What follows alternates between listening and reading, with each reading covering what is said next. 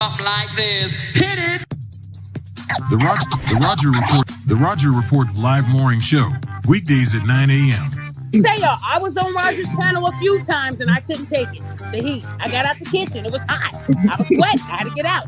He's Roger, and he's right. Check this out.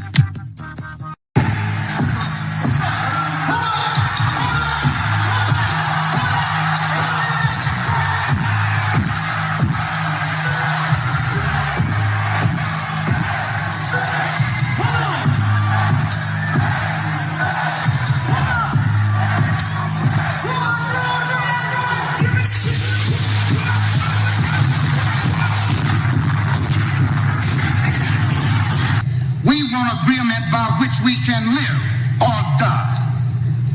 You choose. I have spoken to you a lot of times in hatred and anger, and you have not heard me. Well, you had better hear me today.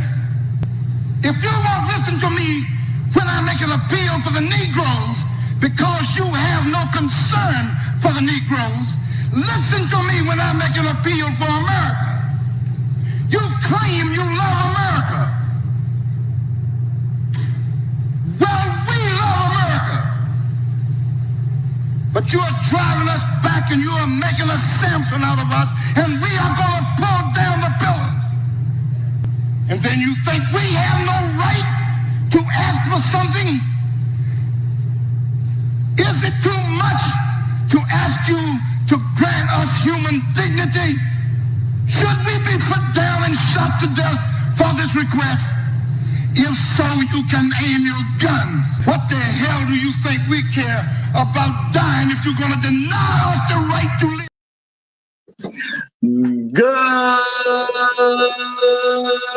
Good morning, folks, and welcome to another edition of the Roger Report Live, the best show on social media.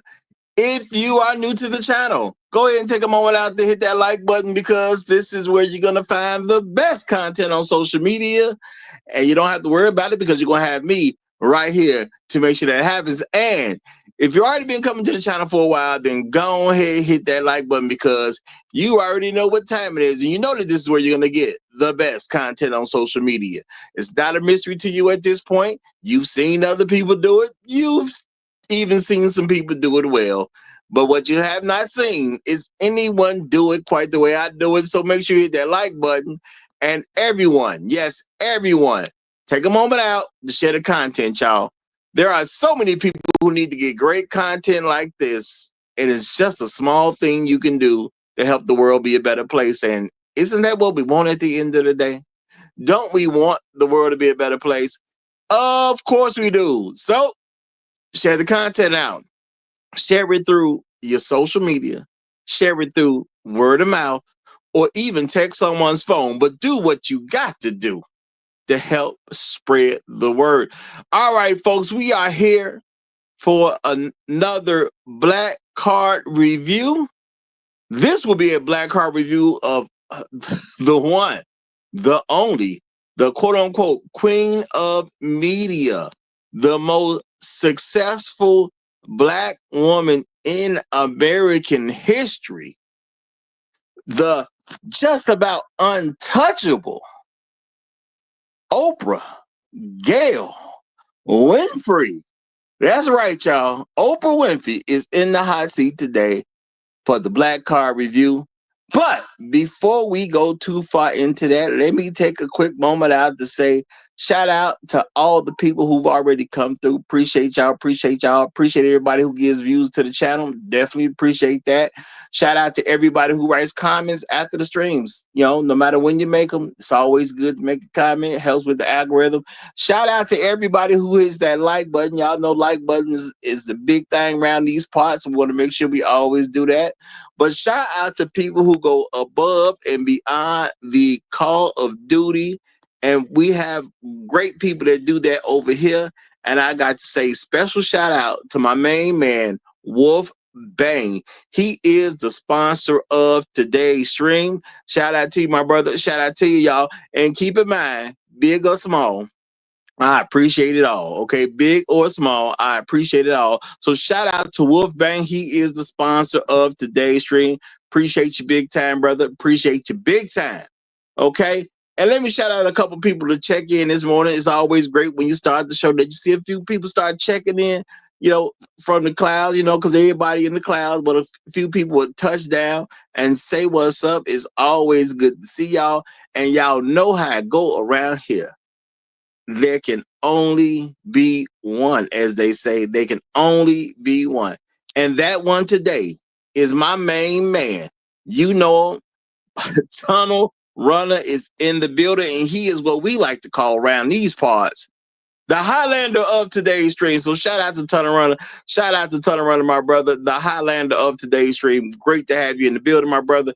Great to have you in the building. Following him right up, we got the one, the only, a truly, even I'll say, inspirational brother. My main man, the pitmaster himself, Chef Mike's Roundtable is in the building. Great to have you, brother. Great to have you. We also have my main man, Trail Billy, done pulled up a seat to the cool table, representing as he always does. Hashtag long live the habitual line steppers. Hashtag Negroes in the wilderness. Hashtag dignity over vagina. Hashtag Al Gore's babies. And my personal favorite, hashtag El Hydra. Shout out to you, my brother. Shout out to you. We got the righteous teacher here. What's going on, my brother? Great to see you. Great to see you. Floyd Thompson is checking in. Yay, yay. Afro Merchant is in the house. Great to see you. Great to see you. And Inspired Truth Broadcast is here. Great to have you, brother. Great to have you, y'all. And we gonna get into it. Yes, y'all. What they believe we dare not do. What they believe we dare not do. The Black Card Review of Oprah Winfrey herself, y'all. Now, we got Oprah right here, y'all. Oprah. Yep. The one, the only Oprah. And y'all know for Oprah is a queen to a lot of folks out there. Now, can you deny she's the queen of media?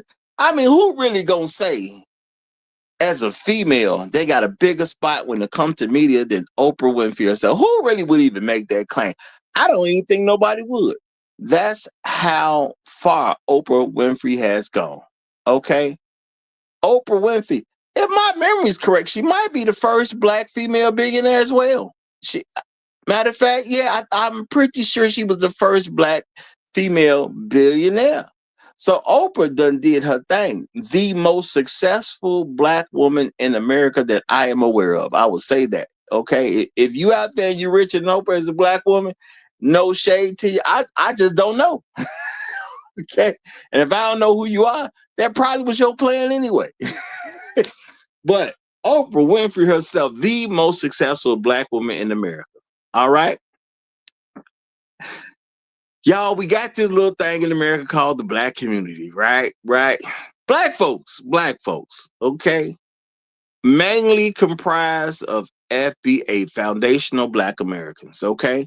Now, there are some people who do rock with us.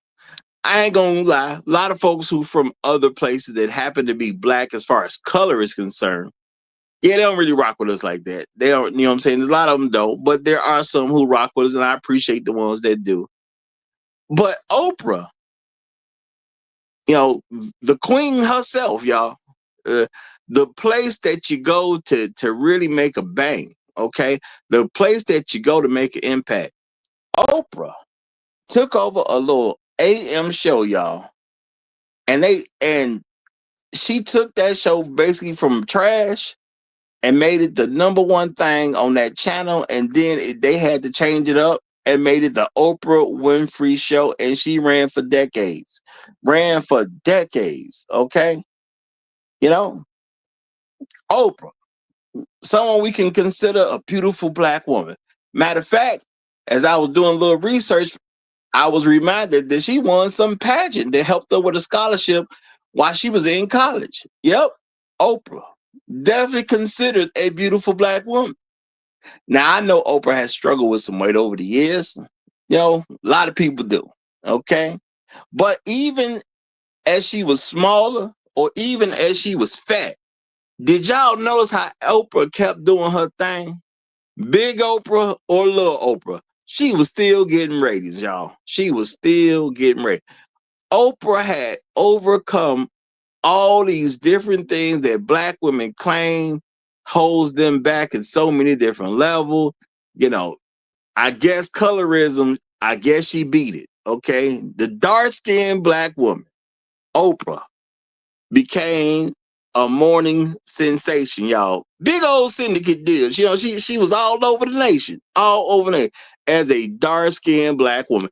And I'm just throwing it out there because black women swear that being dark skinned somehow causes them a problem. Well, what about Oprah, baby? What about Oprah? Okay, she was dark. She was still doing that thing. Oprah wasn't only just dark. Oprah was fat a lot of the time. And I'm not saying this to diss Oprah. I'm saying Oprah has been able to overcome even her weight. And she kept putting up numbers, kept putting up numbers, kept putting up numbers. So when you see Oprah, do we see this beautiful black woman that, you know, truly fits in our community? Do we see someone that we can look at and be proud of? Can we really show off Oprah? Okay, can we really show off Oprah? Because if you think about it, Oprah is someone we should be able to show off. We should be able to point to Oprah and say, look at her and look at her greatness. Isn't it a wonderful thing? Isn't it a wonderful thing? But you know what, folks? I don't necessarily look at Oprah and see that. Okay. I remember way back in the day, my mom and them, and I'm going to say them because I ain't going to throw none of my aunties under the bus. Okay. I ain't going to throw them under the bus. But I remember my mom and them, they watched Oprah at least a small period of time. I'm going to say that at least a small period of time they watched Oprah. I remember Oprah being on TV when I was a kid growing up. I remember that. Okay. I remember that. Okay. I do remember that. I also remember probably in my teenage years as I'm growing up and I'm understanding things a little bit better, you know, headed toward adulthood. I remember kind of paying a little bit more attention to Oprah and the stuff that she was doing. And y'all know what I did? I did something a lot of people wouldn't do, especially make it known to the friends and family around them. Y'all know what I did? I was on that Oprah bus for a hot second. That bus was moving. And I'm talking about moving at a high speed, y'all. Y'all know what I did, though? I cracked the window. Okay? So we rolling down the highway, y'all. We on the Oprah bus. We moving like a mug. And I cracked that window. I let a cool breeze in. People was mad. They said, hey, close that window. We can't hear Oprah. We can't hear Oprah, man. What's wrong with you? And I'm saying, look, man, I done heard plenty Oprah. And I think I done pretty much heard enough. We don't need to hear Oprah all the time. And people was like, what you talking about? Hey, man, it's Oprah. It's the queen. It's the queen, okay? It is the undisputed queen, Oprah. Y'all know what I did? Man, I went to the back of the bus. I knocked that emergency door open. I bidded people farewell. And I jumped in the traffic, y'all. I jumped in the traffic. Yep. I was on the Oprah bus, too. It was a hot second, but I was on there. Okay? I can't claim that I watched Oprah for years like other people do. I can't say I supported her for decades, but I remember Oprah being on TV as a little kid. I do remember that. And I do remember watching her myself. I do remember that. Okay? I was like a teenager and I was watching some Oprah myself. And Lord knows I had the good sense to jump up off that bus, y'all. And that bus was moving. Oprah is what you would like to call an impact player. Okay. I'm not going to down the lady. Okay. I'm not going to down it. Oprah was a beast out there. Real talk. Okay. Oprah hit the football field, man. She doing touchdowns all day long. You couldn't stop Oprah. You could tackle her. Whole squad could tackle Oprah. You could have 11 people jump on her. Okay. Not saying she had to move out the way. You could have 11 people jump on Oprah. She was going to get that touchdown. Oprah was doing her thing. I ain't going to even take no credit from her. But again, the more I was starting to make sense of the world, something was going on inside of me where I started liking her less and less and less. Okay? Because I remember her as a black woman being on in the house for some period of time. You know what I'm saying? I don't know how long my mama watched. I know she watched it for a little bit. And I can't remember her watching the Oprah too long. I will say that. I remember, and I caught at least one of my aunties watching Oprah too. You know, might have caught my grandma watching Oprah. One of them, not both of them, but one of them, I might have caught her watching Oprah too. Okay. So I'm not going to say they stopped watching. I know I stopped watching. I know when I was older, though, I did actually look at Oprah and watch some episodes to see what all the hubbub was about. And I just wasn't feeling Oprah like that, y'all. Okay. I wasn't feeling Oprah like that. And I know was blasphemy to some folk to say I wasn't feeling Oprah like that. And I'm like, what's the big deal about Oprah? I don't like that lady. I'm gonna tell you that, y'all. I remember some family discussions I was in. You know, you go to the holidays and stuff like that. I told y'all, my family, we had some family discussions and things like that. And I remember saying, no, I don't like that lady. I don't like that lady. You know, y'all might think Oprah good because she black, she a woman, and she doing this and she doing that. She quote unquote knocking down berries and things or whatever. I don't like that lady. She don't seem to be good to me. Okay. I don't like Oprah, plain and simple. And you know what I just had to come to the conclusion of? I really just didn't like Oprah. Okay, I don't care how shiny it was. I don't care how much money they put in her budgets and things like that. And I know she gave, we famous. You get a car, you get a car, you get a car. She famous for all that stuff. I still don't like that lady. Okay, that lady seemed a little sinister to me. Just didn't dig Oprah. I couldn't see what everybody else was seeing as far as why it was so good. And you know what? As I think about the great Oprah Winfrey, okay, this black woman who took over media, this black woman who accomplished all these things and commanded respect, this black woman who was breaking down doors for other black women to come behind her, okay,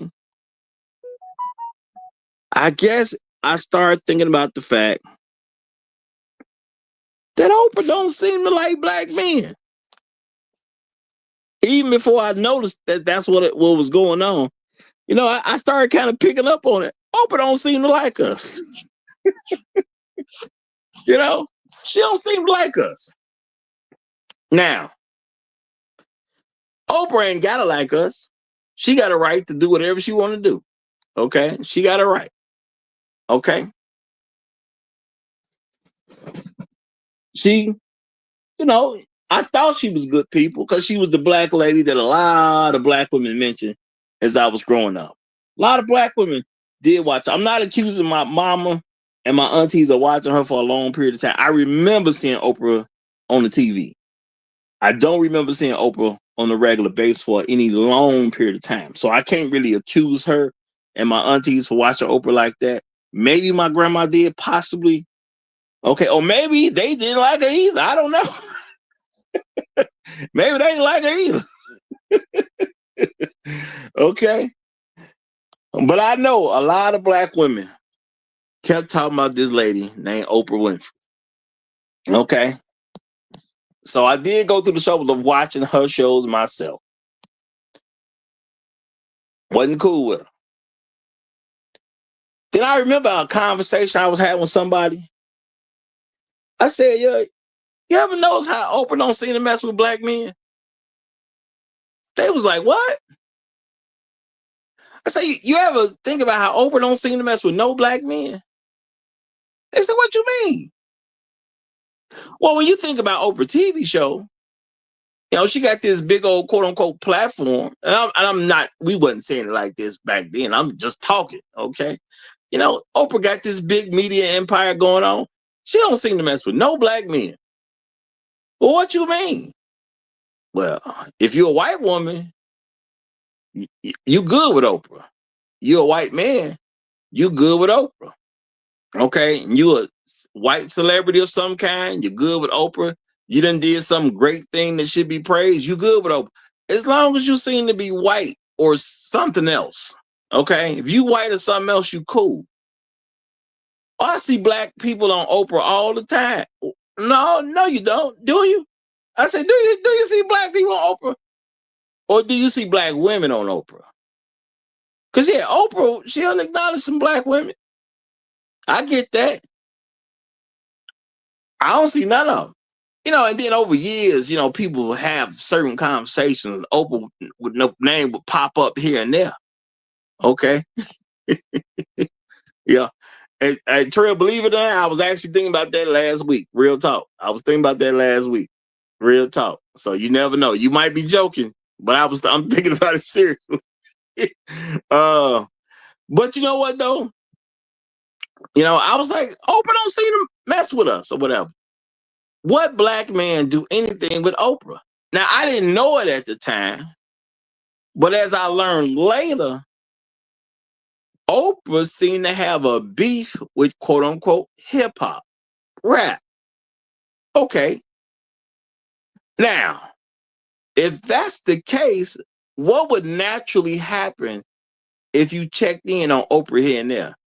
You wouldn't see no black men because she wasn't rocking with nobody in rap. Was she messing with like that? Okay. So that whole block basically is gone. Okay. Now I did finally see some rappers on Oprah's show. That's because they was in a movie.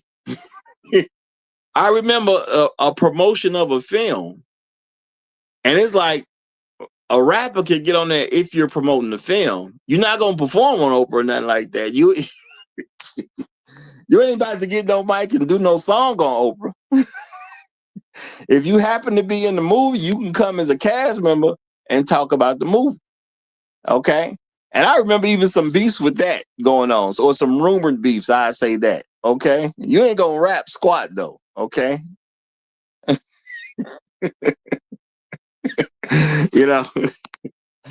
Oh, shout out to the haters out there. Shout out to my haters, y'all. So, that whole block of entertainment that was taken over during Oprah, becoming somebody, rap was taken off. Because Oprah, believe it or not, y'all, she started doing her thing like right after high school.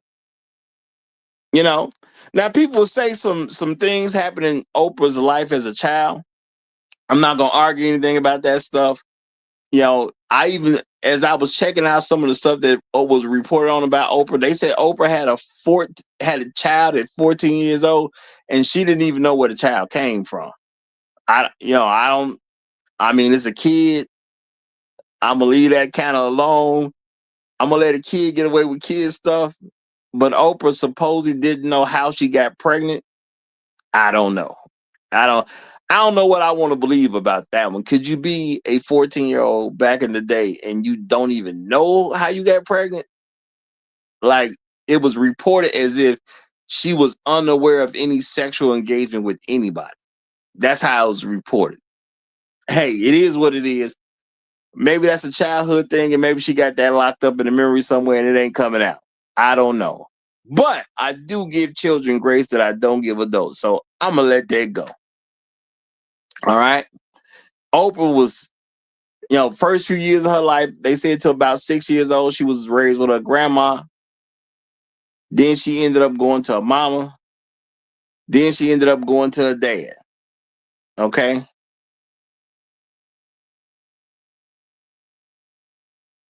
But by high school, Oprah was,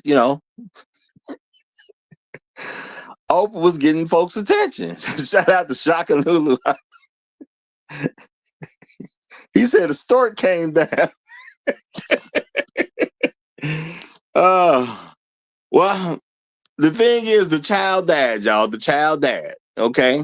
So her father said, you know what? You got a second chance in life now. You got a second chance in life. Somehow you ended up pregnant as a kid, but the child didn't die, you know. And I guess you can look at that as a very sad thing, but when you look at the flip side, you got to find the silver lining somewhere. And I guess that was the best silver lining to find. You got you a second chance now. Now you can make something of yourself without being hindered by having to raise a child. Okay. So again, y'all, Oprah won some beauty contest and it helped her with some type of scholarship to go to school. So Oprah was recognized as a beautiful Black woman. Even in her teen years, y'all, she was recognized as a beautiful Black woman. She done won the beauty contest. All right. And I know people have made remarks about Oprah and things like that, but I mean, the lady won a beauty contest. We can't just say she's ugly now, can we? So how ugly was Oprah seen? Now, how Oprah felt about herself, that's different than how other people saw it. Okay? Because she won the beauty contest. All right? Plus, she started working in the television industry right after high school, y'all. They was taking chances on Oprah. Okay? They were taking chances on Oprah that they weren't really taking on Black people or even Black women back then. So, as far as a professional life is concerned, Oprah got a lot of great opportunities pretty early. Okay? So, it was almost like they gonna make her a juggernaut. Okay? They gonna make her a juggernaut. Who knows? But Oprah was able to shine, y'all. Oprah was able to shine. Point blank, period. Now, the thing is, Oprah is this very successful Black woman. And I look at Oprah and I got to ask myself a question. Is Oprah truly a part of the Black community? Do she rock with us like that? And should we rock with her? Because whether we like it or not, her television show was a juggernaut. And Black women definitely rocked with her. White women started rocking with her. I don't know what the percentage of men that rock with her, but I do believe more than likely she got plenty of support because some Black guy, his woman liked Oprah. So I'm pretty sure she got extra support even from men because, you try to be supportive of your woman and Oprah was a big deal. If your woman like Oprah, you gonna support it too. Plain and simple. So I'm pretty sure it was a significant amount of Black men who supported Oprah, whether it was directly or indirectly. And I'm talking about a good chunk of indirect. Okay, good chunk of indirect. All right. Oprah, she did, I believe it was her film debut, y'all. The Color Purple, y'all. Her film debut. The Color Purple. Now, they didn't just throw her an Oscar, okay? But she was nominated for Best Supporting Actress for her role in The Color Purple, y'all. This is how big a deal Oprah was, okay? She doing the talk show. People loved her so much. They wanted her to be in the movie. Then she got in the movie and she's not even an actor, y'all. She's just a talk show host. Do you understand what I'm saying here? She's just a talk show host. That's what she is. Okay. I'm not saying being a talk show host is a bad thing. What I am saying is she wasn't no actress. Okay. She wasn't no actress. And Color Purple had such an impact and was looked at as such a film that just cannot be denied. Okay. Just cannot be denied. That it was up for all types of awards. And this talk show host just came out of nowhere and got a nomination for Best Supporting Actress. And don't that beat everything? Don't that just beat everything right there? That's the type of class Oprah was in. That's how she was being looked at. That's how she was being viewed. That's how much she was a star. That she can walk in from the set of being a talk show host, jump right into the movie, and boom, and she's nominated for an Oscar. Now, why is that a big deal? Because in Hollywood, y'all, Oscars are the thing. That's like a championship ring right there. That's the thing. If you in a movie, the thing to get is an Oscar. People do all type of stuff to get Oscars. Matter of fact, as Jamie Foxx, when I started hearing the stories of Jamie Foxx, before he got his first Oscar, and I started hearing how you have to quote unquote campaign for an Oscar. And she got nominated right out the gate. Right out the gate. So Oprah ain't nothing. Oprah is a media juggernaut. Okay? She's a media juggernaut. We want to look at Oprah and say, hey, I'm proud of her. You want to. Okay? You look at her, you want to be proud of her. And Oprah got enough influence that she started putting people on. She put people on. She make a big deal about you. She bring you on the show. She talk about how good you are at your thing. And you know what she do? She make you a star. I'm talking about Oprah has some star power. Two of the most memorable names I remember who she made stars. It was some dude who happened to be a doctor, y'all. He happened to be a doctor. Had a strange name, but because of how he gave his name, it was easy to remember. Dr. Oz, y'all. Dr. Oz. All right.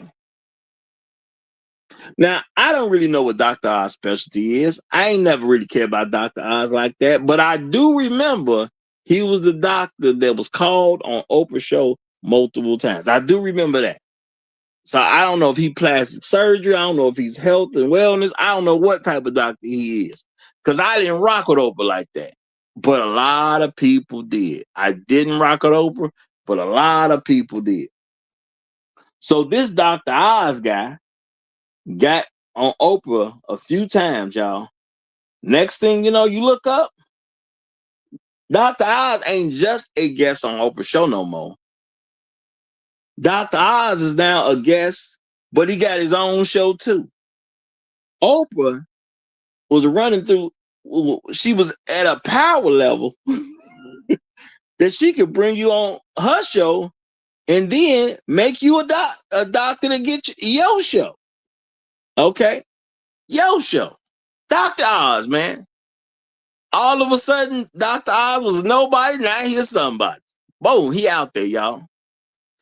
And you know what else happened, y'all? It was some other doctor that used to come to her show. Some other doctor, okay? Not a medical doctor. Not a medical doctor. But he was a doctor nonetheless. Okay? Psychologist. He come on there and talk to people, man. They made such a big deal out this psychologist. Not only did he come on Oprah show just as a guest at first, things started to change where now he was a guy who had his own show.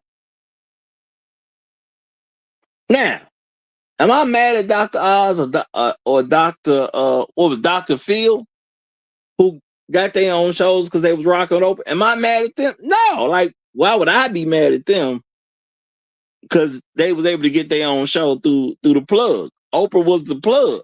You know what I'm saying? Like, it just is what it is, man. Oprah was the plug. Why be mad at them? They ain't do nothing to me. They ain't do nothing to me. But Oprah became the plug. She used her powers as the plug to get them guys shows. Good for Oprah, right? Nice thing to do, right? Okay, nice thing to do. Oprah would then start having like different little products to come to her show. Next thing you know, Oprah started promoting certain products. Eventually, stuff started turning. You know, I remember some segment that was all the rave. Okay, it was all the rave. Oprah's favorite things. Oprah could take your product from being a nothing to a something literally overnight. Yep. Oprah would talk about some stuff she would use in her personal life, and she just loved it. She just loved it. And she wanted other people to experience these things that she loved. Okay. Next thing you know, there's something called Oprah's favorite thing. That's what it kind of morphed into. And you know what? When Oprah would say something about these particular things, some things wasn't really heard of. Next thing you know, whole company take off. Why? Because the plug done put you on. Okay? Oprah was truly the plug. You want to sell something? You don't need to spend no money on no advertising. You don't need to do all that. You don't need to run to all these. What you need to do is come to the queen. Okay? You come to the queen. Okay? You come to the queen. You kiss the ring. And we gonna make them sales sing. Okay?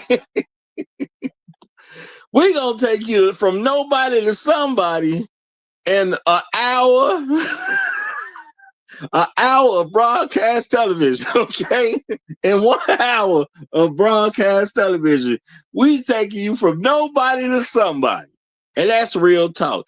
All you got to do is come to the plug. Okay, come to the plug, y'all. And Oprah was the plug. It's you say whatever you want to say. Okay, but Oprah was the plug. All right. Oh, I ain't saying you couldn't sell some stuff by putting in millions of dollars in advertising on TV and all that type of stuff. I ain't saying you couldn't sell a product like that. But what you could do is just go to the plug. And once you go to the plug and she rock with you, oh, you ain't got to worry about it no more. You gonna get your time to shine. Okay, you gonna get your time to shine. All right. And Oprah, she definitely promoted books, y'all. She definitely promoted books. You know, he even started up a book club. All right. And Oprah had enough influence to take your book, regardless of who you are, regardless of why you wrote the book or anything like that. Oprah could put your book in her book club. Next thing you know, your sales soared. Oprah was literally putting a stamp on folks, and they would turn your book that was not doing squat and put it on the bestsellers list. Yep, the plug could get you on the bestsellers list. The plug could get you there. And y'all, as years went by, conversations with people, Oprah name pop up here and there. And you may say, well, why folks talk about Oprah so much? She was a big deal. Let's keep it real, y'all. People kept bringing up Oprah because Oprah was a big deal. But see, when you brought up Oprah in front of me, I had a different, I was in a different context for probably what you was talking about. Because I ain't like that lady, okay? I didn't like Oprah.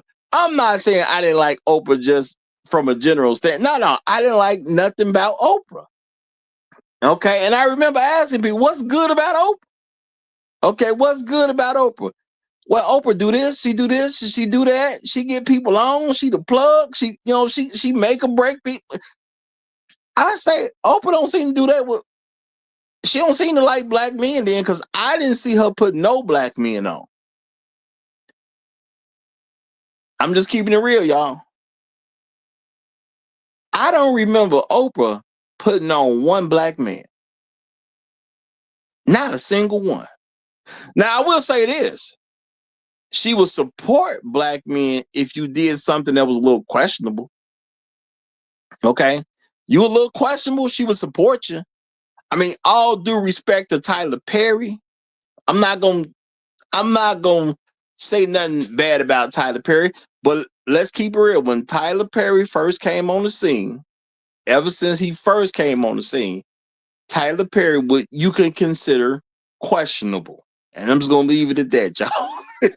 You can consider him questionable. She supported him, though. Okay. I definitely remember him getting support. You know, and I asked somebody one time, I said, when Oprah do her favorite thing, does she ever promote anything black men made?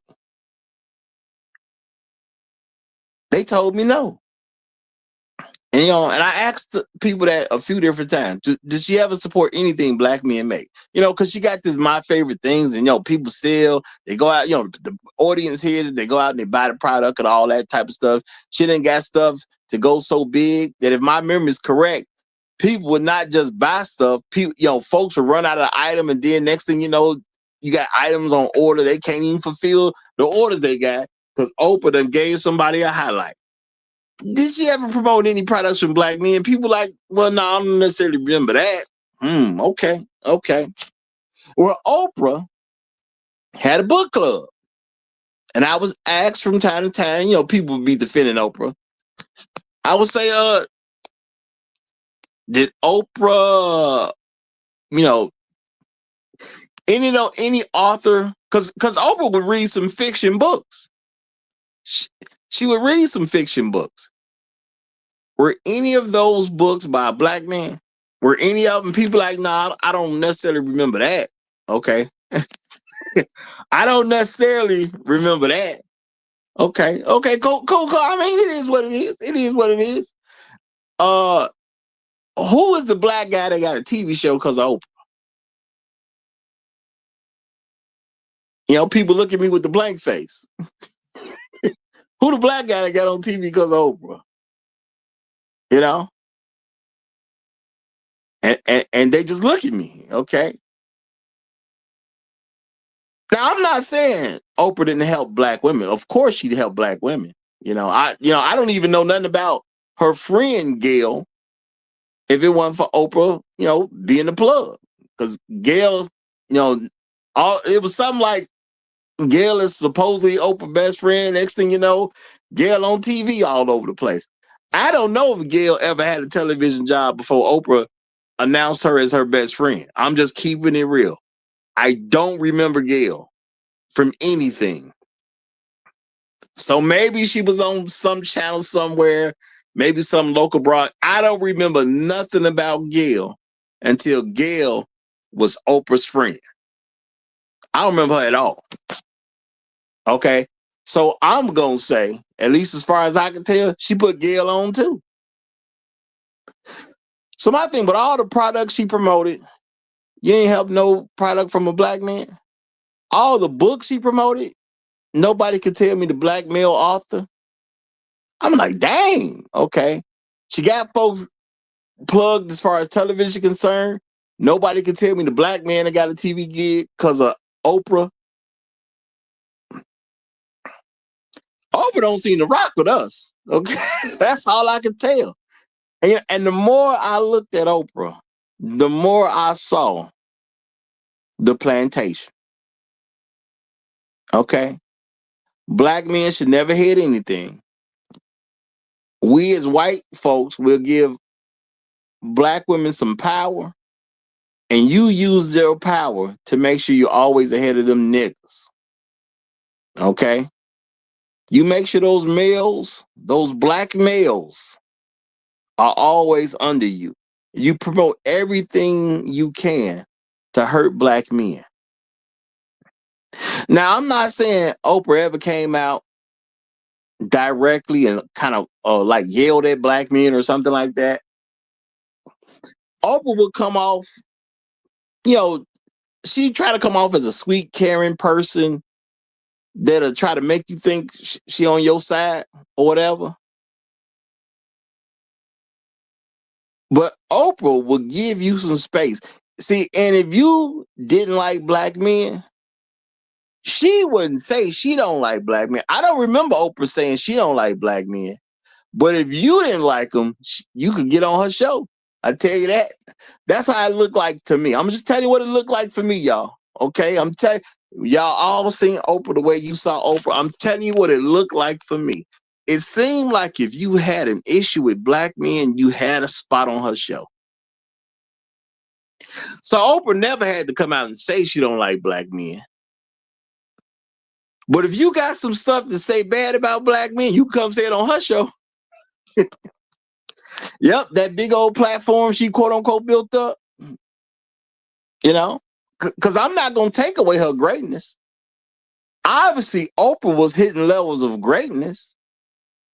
And she used that greatness for anybody who didn't like black men. She used that greatness to get money in people's pockets.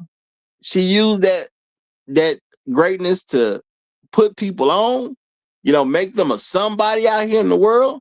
She used that greatness to make people best-selling authors. Like, she used her greatness. That's real talk. A lot of folks benefited off Oprah, and they did it proudly.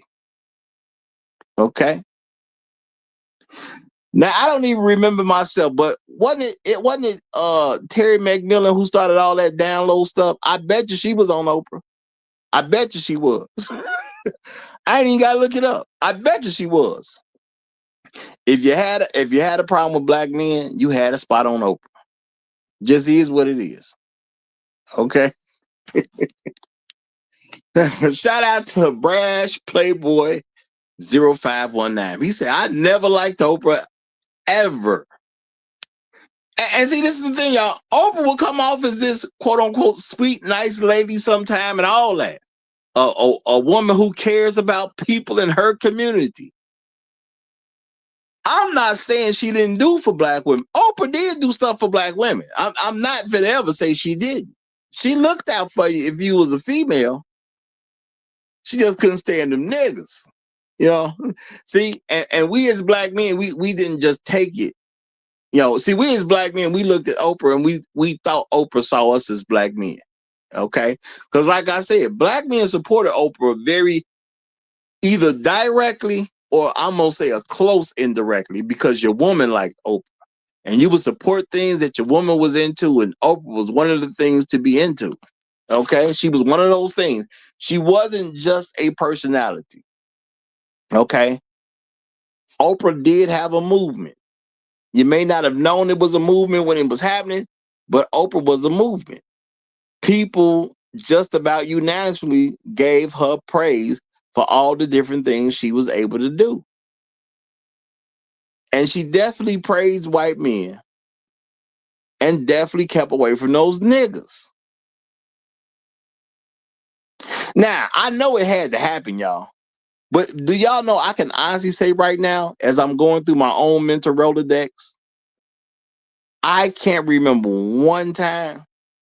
I ain't saying it never happened. It had to have happened at some point. But I can't remember one time offhand, not one single time, where Oprah had a black man on her show and just gave him some praise. Now, I'm not talking about no celebrities promoting a movie or something like that. I mean, Oprah was cool with Denzel. I mean, I know she cool with Denzel. I don't know how many black men she cool with. She was cool with Denzel, she seemed to be cool with Michael Jordan. Okay. So you get your exceptions to the rule, yeah. That's two black men I can say she seemed to be cool with. I don't know who else she's cool with. I don't know. Okay. I can't think of no other ones right offhand. But she got it. No, she cool with Tyler Perry. We know she's cool with Tyler Perry. So there's three black men I know of that she's cool with. Okay. But like a regular everyday brother who did something or had some great story, whatever case is, about doing something big. Shout out to Metamorphosis. He said Obama. Yeah, she cool with Obama. She cool with Obama. I can't remember one story where she had just a regular everyday brother come on her show and give him some praise for something he did. Okay. If he rescued some people from a fire, if, anything just like a normal, regular person, because she would do stories about, people did this thing and they should get praise for this thing that they did. And I'm not saying it didn't happen, y'all. It had to have, somebody had to have gotten somebody on there. But I can't remember one time but it was just a regular black dude who did something and she gave him some praise. She showed off the black man on television. I can't remember one time she did that. She did that for a lot of other folk though. So I just don't remember that from Oprah. Just don't remember. Okay.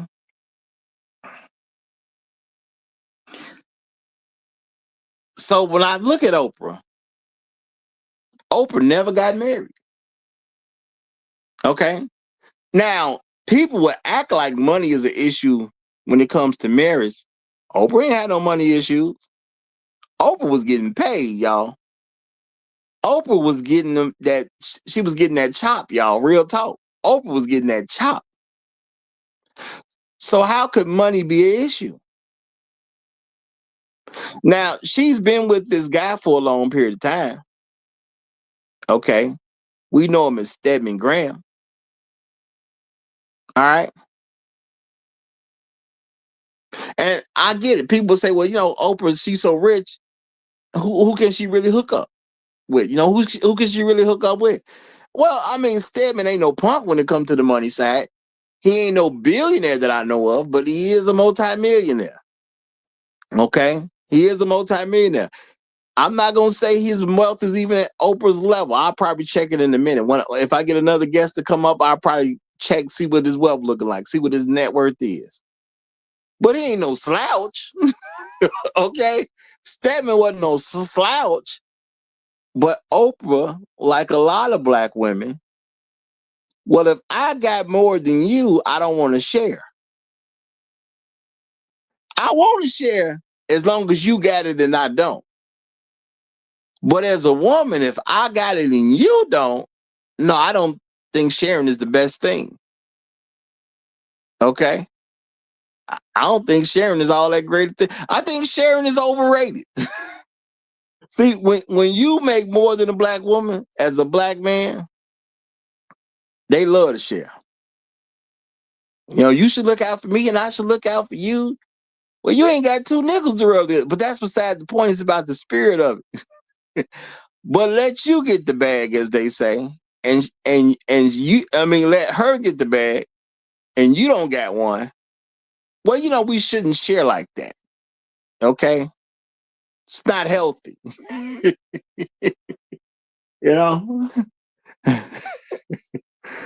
I don't know how to check you the way I need to check you if you got just as much access as I do to my good life. Okay.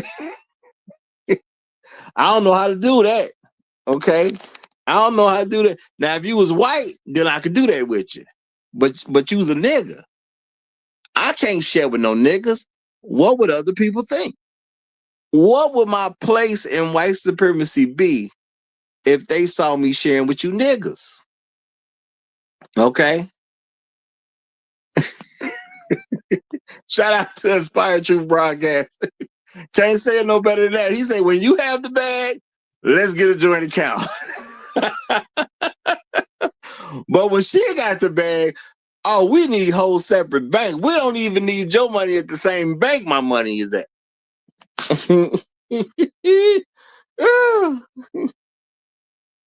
So when you think about Oprah, y'all, do we see a black woman? Do we see a woman that's good for the black community? Because I do believe when people look at Oprah, yeah, you'll see a black woman. But do you see a woman that is good for the black community?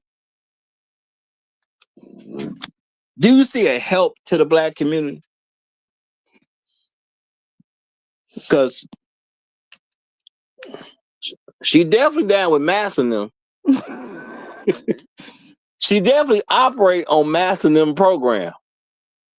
Okay? Mass and them. Okay? If y'all don't get it, them people who believe the white man's supposed to be massa, she sure seem to be down with them. But if you're about black male empowerment, does Oprah like you at all? Now, I'm wondering, y'all. I'm wondering, and y'all can say it. I'm not saying nobody can't say it. Because again, y'all, this is my viewpoint of Oprah. And everybody is open to their viewpoint of Oprah. Can anybody recall Oprah ever pushing black men's empowerment? Does anybody remember that? Because y'all, that 1964 Civil Rights Act, 1964. Okay. 1964. Heck of a time, y'all. Heck of a time. Okay.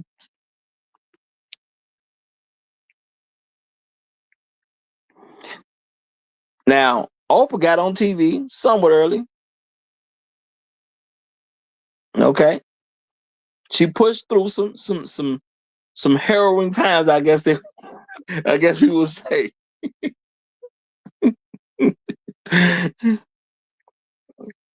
All right. A lot of stuff happened. Okay. Now I'm Googling this as we speak just to make sure that I don't say we're wrong. I'll Google, when did Oprah get her own television show? It came up. Oprah got her own nationally syndicated talk show, The Oprah Winfrey Show, on September 8th, 1986. Okay. So she was involved with some other TV before that, but the show changed over to The Oprah Winfrey Show. It's a Chicago-based talk show which has been renamed The Oprah Winfrey Show in 1985. So it was renamed in 1985. So I don't know why it's saying 85 and 86. Okay. Oh, national debut. The show first aired on September 8th, 1986. Okay. So I guess that's when it got into the syndication process or whatever. But I'm just asking y'all, does anybody remember Oprah ever pushing black men's empowerment? Because, this the 80s now. Civil Rights Act just signed in 64. It was a lot of stuff to push back then. A lot of great stuff happened in 84. I know that. Mike Tyson did his thing. Michael Jordan did his thing. Some great movies came out. Did Oprah ever push black male empowerment?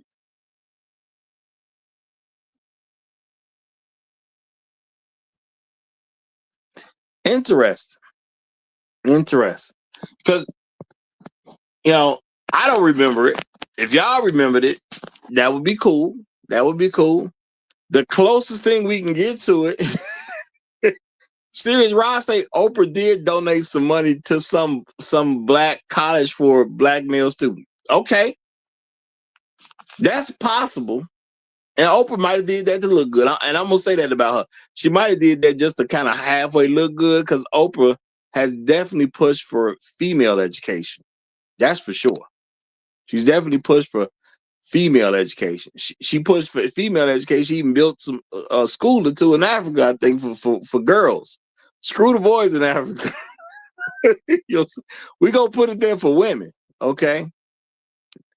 Y'all ever notice how, when it comes to black folks here in America, man, they always want to help the women out as if the women are getting something the men don't need, and they list things like education, like so niggas don't need to be educated, huh? Okay, we gonna make sure they stay niggas. We don't need them educated. We don't need them educated at all. Okay. All right. Now shout out to Trust. She said, I feel like we can do better than 40 likes. Y'all come on with the likes. I understand I be entertaining sometime. Okay. But y'all gonna get them likes up. Y'all know what time it is. Get them likes up. Y'all know that's important. Or y'all gonna do me like Oprah did me. Is that what y'all gonna do? Y'all trying to treat me? Y'all trying to do me like Oprah? Because the more I realized about Oprah, the more I realized there was no place for black men around Oprah. Okay? Oprah don't rock with us like that. Now, again, I ain't mad at Oprah. She a grown woman, right? She do what she want to do. She earned her money. She can use her money the way she want to. I'm not even tripping. I'm just noticing. That's all. So you can do what you want. That don't mean we can't notice. Okay? Y'all ain't gonna see me here trying to tell people how to spend their money and all that type of stuff. But that don't mean we can't notice. Okay? That don't mean we can't notice. All right? So Oprah would do things to help white people, white companies on a regular basis. And I'm not even sure, but I understand, white folks is the majority of the country. So I can give a little grace when it comes to that. Okay. White folks would be, I'm pretty sure white folks was the majority of her audience. Real talk. You got to make some room for that. You got to make some room for that. I'm not even tripping about it, y'all. You got to make some room. If you're making money off these white folks, you got to make them a little room here and there. You got to do that. Okay. But you could squeeze a black man in every once in a while. That's all I'm saying. With as much power and influence Oprah had, could she squeeze a black man in every once in a while? Y'all think she could, or y'all think Oprah couldn't do that? Y'all think after 10 years of being on television, Oprah couldn't squeeze a black man in every once in a while? Y'all think after 20 years on television, Oprah didn't have enough power to squeeze a black man in every once in a while? Was it after 30 years on television that Oprah couldn't squeeze a black man in every once in a while? Because it seems to me, unless you was like some star black man where you basically couldn't be ignored, you didn't get to really be on Oprah. I remember some black men on Oprah, y'all, but they was like big names that just can't be ignored. That's why I remember Denzel being on Oprah. Okay? But Denzel, huge, can't be ignored. I remember Michael Jordan on Oprah. Huge, can't be ignored. I remember Eddie Murphy on Oprah. Huge, can't be ignored. See, when you're huge and can't be ignored, sure, she'll bring you on there. Okay? She'll bring you on there. But anything that might truly help some black man, especially a regular everyday black man, I don't remember none of them guys. I don't remember one story where a black man did anything and got to be on Oprah. I'm not saying it didn't happen because I was not a fan of her show. Okay, I was not a fan of her show. The more I learned who Oprah was, the more I just didn't like her as a person. I will say that. I didn't like her. The way she presented herself, I didn't like Oprah. Okay? And she didn't do anything that would give me any grace to look past and say, well, Oprah did do this and Oprah did this. I didn't see none of that from Oprah. Okay? I ain't seen none of that from Oprah. Okay? Shout out to Black Crew Strikes. He say 0. So he didn't peep no black man, no regular black man that just, the black men you could ignore. He didn't see none of them on there either. Okay. So when I look at somebody like Oprah, yeah, I see success when it comes to financial stuff. Now I don't see Oprah as a successful woman because Oprah couldn't even get married. So I don't see her as a successful woman. I don't understand a successful woman not being able to get married. I hate to offend people, or I don't even sometimes, but the truth is I just don't see a woman being successful without acquiring a marriage. And I know that can hurt, but I'm being honest, okay? Now, can you achieve some level of financial success? Sure, but what difference do it make? What does it matter if a woman gets successful and she's not sharing that with somebody? She don't have no life to live with somebody. Okay? Who cares? Women were literally designed to be with men. They literally were designed that way. So what's the point of doing everything by yourself, even if you do got the money like a Oprah would? It don't make sense to me. Oh, as great as Oprah was, she was always some third wheel. She was always some third wheel. That's the best she could be, a third wheel. Okay. Now, why did Oprah look like a third wheel so much? I didn't really see her out with Stedman like that. Now, there would be an event or something like that, and you may see like, I don't know. I mean, I just hardly ever saw Stedman. I'm just gonna keep it. I ain't even gonna try to do nothing to help, man. I just rarely saw her with Stedman. I knew she was with Stedman, but I just didn't see her with Stedman like that. I can't even remember her doing something to help Stedman out. I'm just keeping it real, y'all. Now, I'm sure because she was with Stedman that she's probably done some things where Stedman brought her something he's interested in or something to donate to or whatever like that. I'm pretty sure that happened because they were connected. But I am saying, realistically speaking, I don't even remember her promoting anything Stedman did. I don't remember that. I don't remember her promoting anything a friend of Stedman did. An associate of Stedman did. Just a guy Stedman knows, okay? Because they've been together as far as I know. I don't know when she wasn't with Stedman. Okay? But I guess, like a lot of black women, she had in her mind, you ain't gonna eat off me. You're not gonna eat off me. Stedman is not eating off of me. Stedman better get it for himself. Not only do you need to get it for yourself, you need to get enough so you can spend some of that on me. Well, I keep mine to myself. Okay.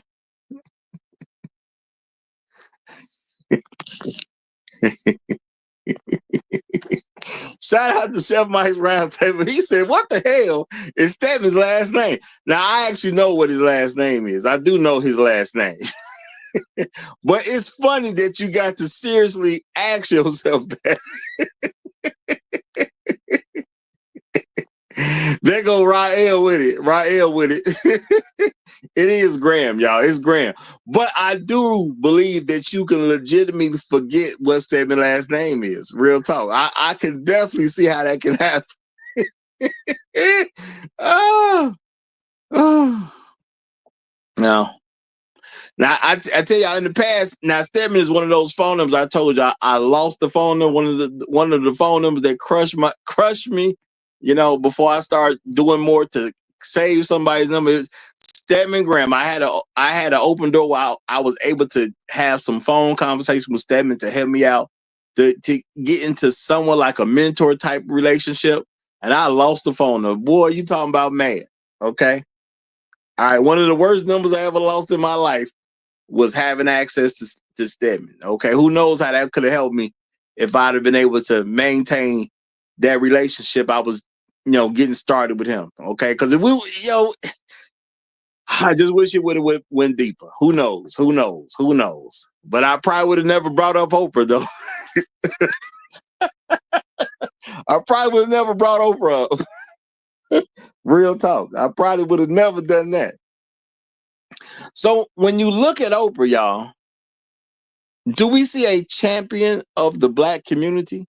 Because I'm just going to keep it real, y'all. Oprah never married, man. Is she really one of us?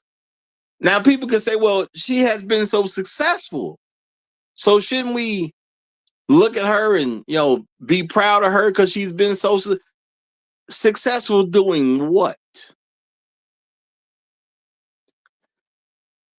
Let's be realistic, y'all. Does Oprah's success translate to better black community?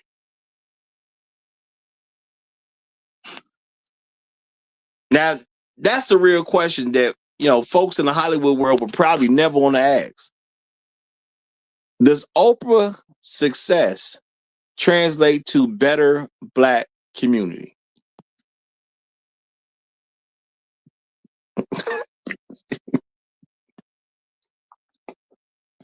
Now I understand there would be people who will want to argue that yes, Oprah did quote unquote help the black community. Where? Where was it? Because you don't help the black community by helping black women. Oprah is loud proof that you do not help the black community by helping black women. Okay. I can tell you all day long about how successful she is when you talk about money. Okay.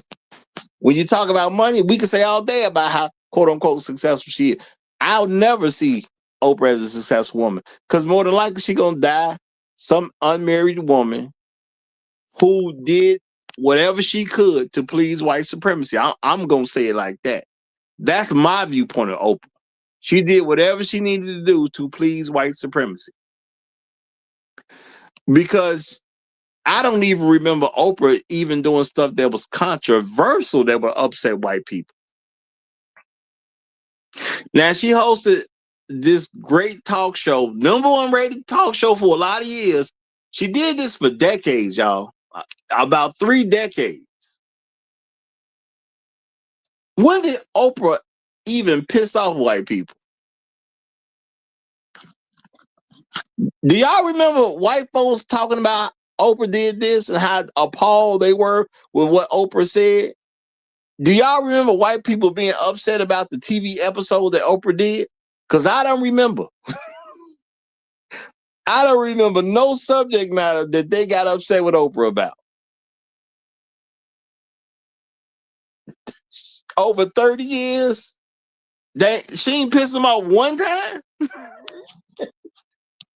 Now, I wasn't an Oprah fan, and I admit that.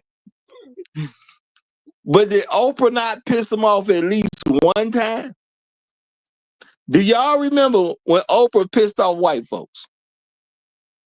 Do y'all remember she got them up in the uproar? She stood on something that was good for black folks, even though white people weren't comfortable with it. Do y'all remember that one stance that Oprah did? Because ain't nobody mentioned it to me. Okay? Nobody mentioned it to me. Okay? Now, I'm a person that ain't like Oprah for a long time. I'm a person that had multiple discussions with multiple people when Oprah would be thrown out as an example. Because there's people who would throw Oprah out as this example. And I would start going in on Oprah. Okay? Not because I don't like Oprah, but to make my point, okay, about what's going on and how Oprah was a trash example to even bring up. And nobody even told me about the one time she pissed white folks off. Not even the one time. Like she never came out of pocket with them. So if they wasn't rocking with it, Oprah wasn't doing it. Now, how you gonna be a black person in America and you actually down for the black community and not piss white people off at least once? I done pissed off a lot of white people. Okay. In my life, that has been somewhat regular. I ain't gonna even lie to you. Not that I be trying to. But that's been somewhat regular for me. You know, sometimes they ask me a question and I be like, you don't want to hear the answer I got. No, we want to hear your honest opinion. You don't really want my honest opinion. I can warn you right now. I give it to you. I give it to you. But once I get through saying it, you're going to realize you ain't want it. Now, as great a person, I'm not going to say Oprah wasn't great. She obviously was doing her thing. She was making her waves. She was being connected. She turned into the plug herself. Okay? She turned into the plug herself. But I just don't remember one time she pissed off white folks. Not one. Okay? Serious Rod say, Oprah put new car keys under white folks' seats. Yeah, she did do that. When that audience was good and white, everybody got new cars. When that audience was good and black, they ain't get no cars, y'all. You get a car, that audience was not no black audience, okay? That was basically a white audience at that particular point. Now, I do understand, when you get more white people paying attention, you got more money coming in, things like that.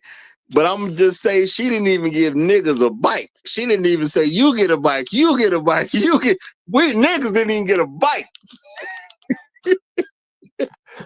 When that audience was consistently white women, you get a car. But when the women was of the Negro kind, they didn't even get a tricycle. Okay. They ain't even get a tricycle, y'all. Okay. You know, matter of fact, if my memory's correct, she used to do that with the My Favorite Things when her audience got consistently white. I'm talking about the studio audience, y'all. For those who don't get what I'm talking about, I'm talking about the studio audience. You know what I'm saying? When her studio audience got consistently white, the My Favorite Things list, she would start giving the stuff out. If it was on My Favorite Things, the audience would get it. Shout out to Serious Rob one more time. He said, not even hair weaves. I don't even think Oprah gave black women advice on hair, let alone a weave. I can't guarantee you Oprah would give a black woman hair advice, let alone a wig or a weave. Now that you think about it, was there even a black woman's I mean, maybe it was yeah, it probably had to be. Yeah, it probably. I would say, did Oprah even put on My Favorite Thing any black women's hair products? Any of them? You know.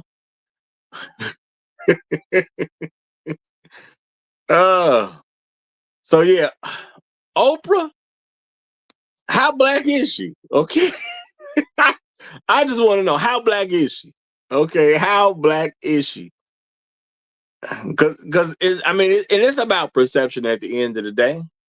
It's about perception, you know. Because you can say Oprah real black as far as she definitely loved to hurt a black man's image. You could definitely say that.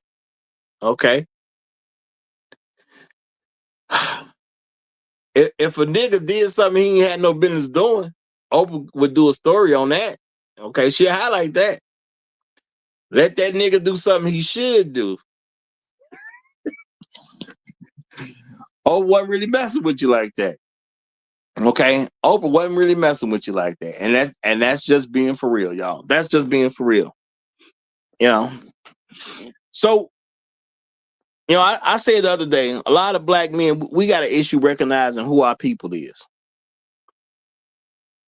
Now, I understand Oprah is this great, successful, billionaire woman, media mogul, you know, queen of media, as they call her. I am not going to take that away from Oprah.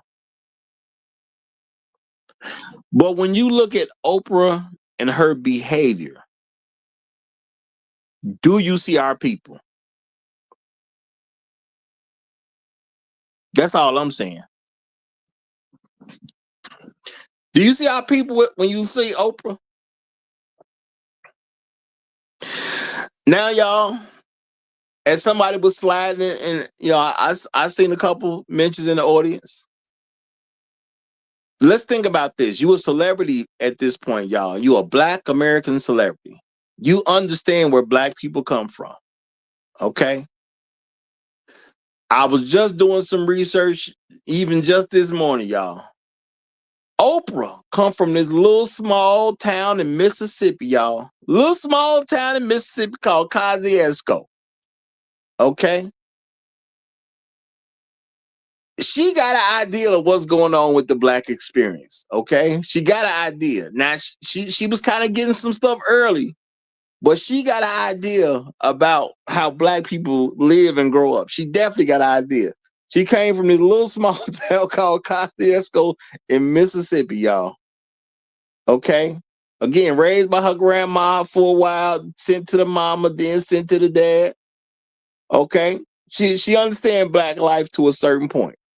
She do. Okay. She definitely do. And with her, quote unquote, love and understanding of black people, y'all know what she did? Like I said, a couple of y'all done said something about it in the chat. She got her friend on national television, y'all. Her friend, her personal friend. You know, it's cool to have a friend, y'all. Especially when you're a celebrity. You want to know you got real friends, okay? Especially when you're a celebrity. So a man that she called a friend, she had that man on national television. Her friend. Not the guy she know, not the guy she heard of, her friend. And she went after that man's jugular in front of everybody. You know, he wasn't a nobody.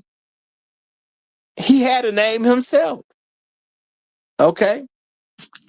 Had a name himself. One of the greatest entertainers in recorded history right now.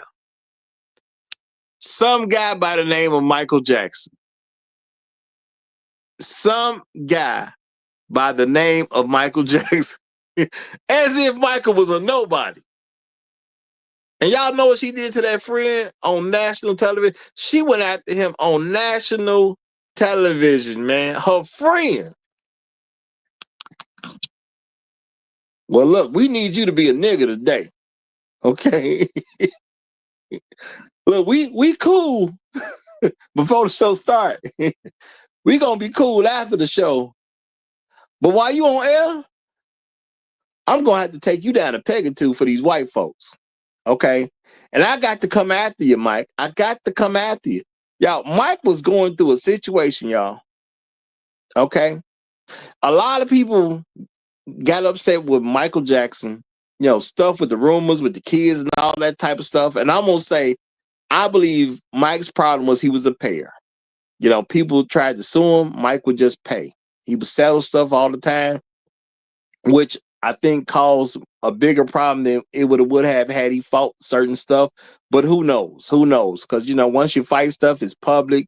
It can get real messy out there. Who knows what the better choice is? You really don't know. So I got to rock with his decision to just pay some people. And you know what his friend did? His friend treated him as if he was a man that could not be trusted. That's what his friend did. His friend, okay? Now, it's a thing to have a quote unquote friend be a celebrity. But since her friend was a celebrity, I guess he could be used as what they call that. Is that cannon fodder? Is that what they call that? That's what she get to do to her friend. Because he don't matter. His career don't matter. And if white people want to crush you, I guess it's my job to help. Now, you would think that Michael Jackson was the one guy famous enough that she could at least halfway stand by. But no, I'm throwing you under the bus too. It is what it is.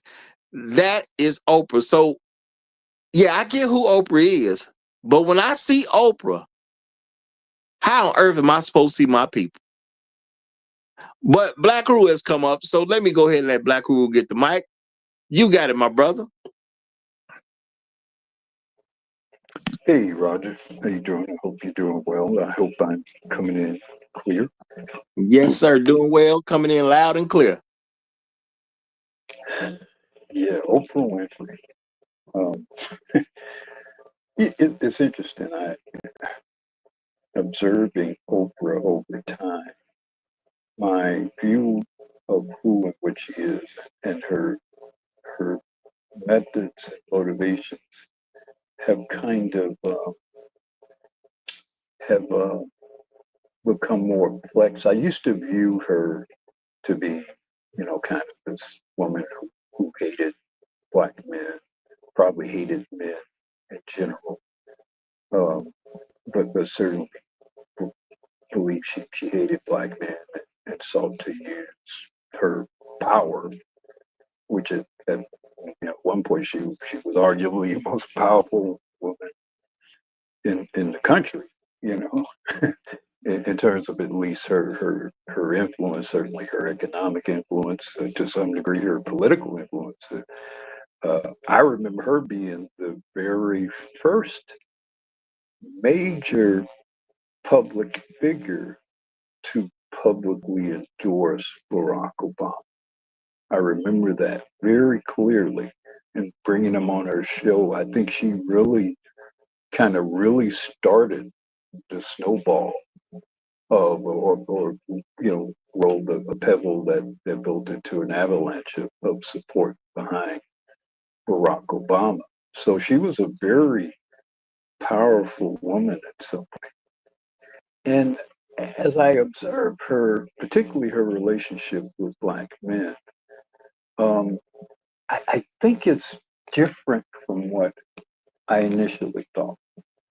Uh, and I'll say this: what I observed, if a Black man had a certain stature or a certain legacy, a certain image, you know, on the preferred side or whatever, she would be especially solicitous towards him. She was especially solicited towards Bill Cosby until, of course, they went after him. I remember her slobbering all over Sidney Poitier, Jamie Foxx. If you were like of a certain status of a Black man, then her praise for you was boundless. So I think she had a kind of, or has a kind of, I think she has a kind of love-hate relationship to Black men in hindsight or looking back. And I think part of that is because, she dark skinned, maybe viewed in some sense to be homely, or at some point when she was younger, she viewed herself to be that. And so I think she developed this kind of uh, this they're not choosing me kind of thing. And because of that, I think a lot of what happened with her, and a lot of what we saw with her, and a lot of this sort of misandrous behavior that manifested, especially at the height of her business and career, kind of came from that. Because it's interesting how, she, as of late, said and done some things, she presented that Black men are supposedly the best fathers in America. She donated supposedly 10 or 20 or whatever $1 million to Morehouse.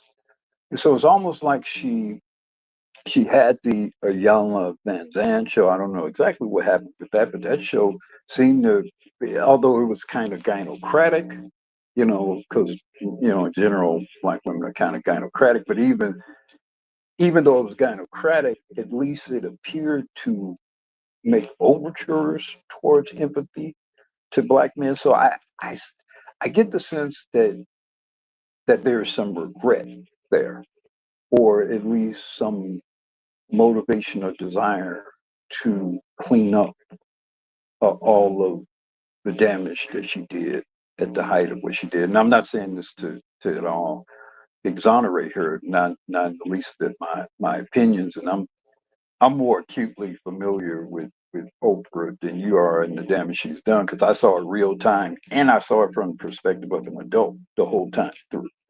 So I saw up close and personal, real time, the damage she did. I think she did irreparable damage to Black male and female relations in this country. I think a lot of what we talk about in the Black manosphere, uh, I'm not saying she's necessarily the source of it, but she definitely it played the drums pretty damn hard on revving up a lot of the stuff that has gone down the last 40 years. You mentioned her show being initiated. I guess we're nearly nearing the 40th anniversary. I think you said 86, so I guess next year would be the 40th anniversary of the syndication of a show. They'll probably do something big about that, and maybe we'll get sort of reintroduced to her legacy,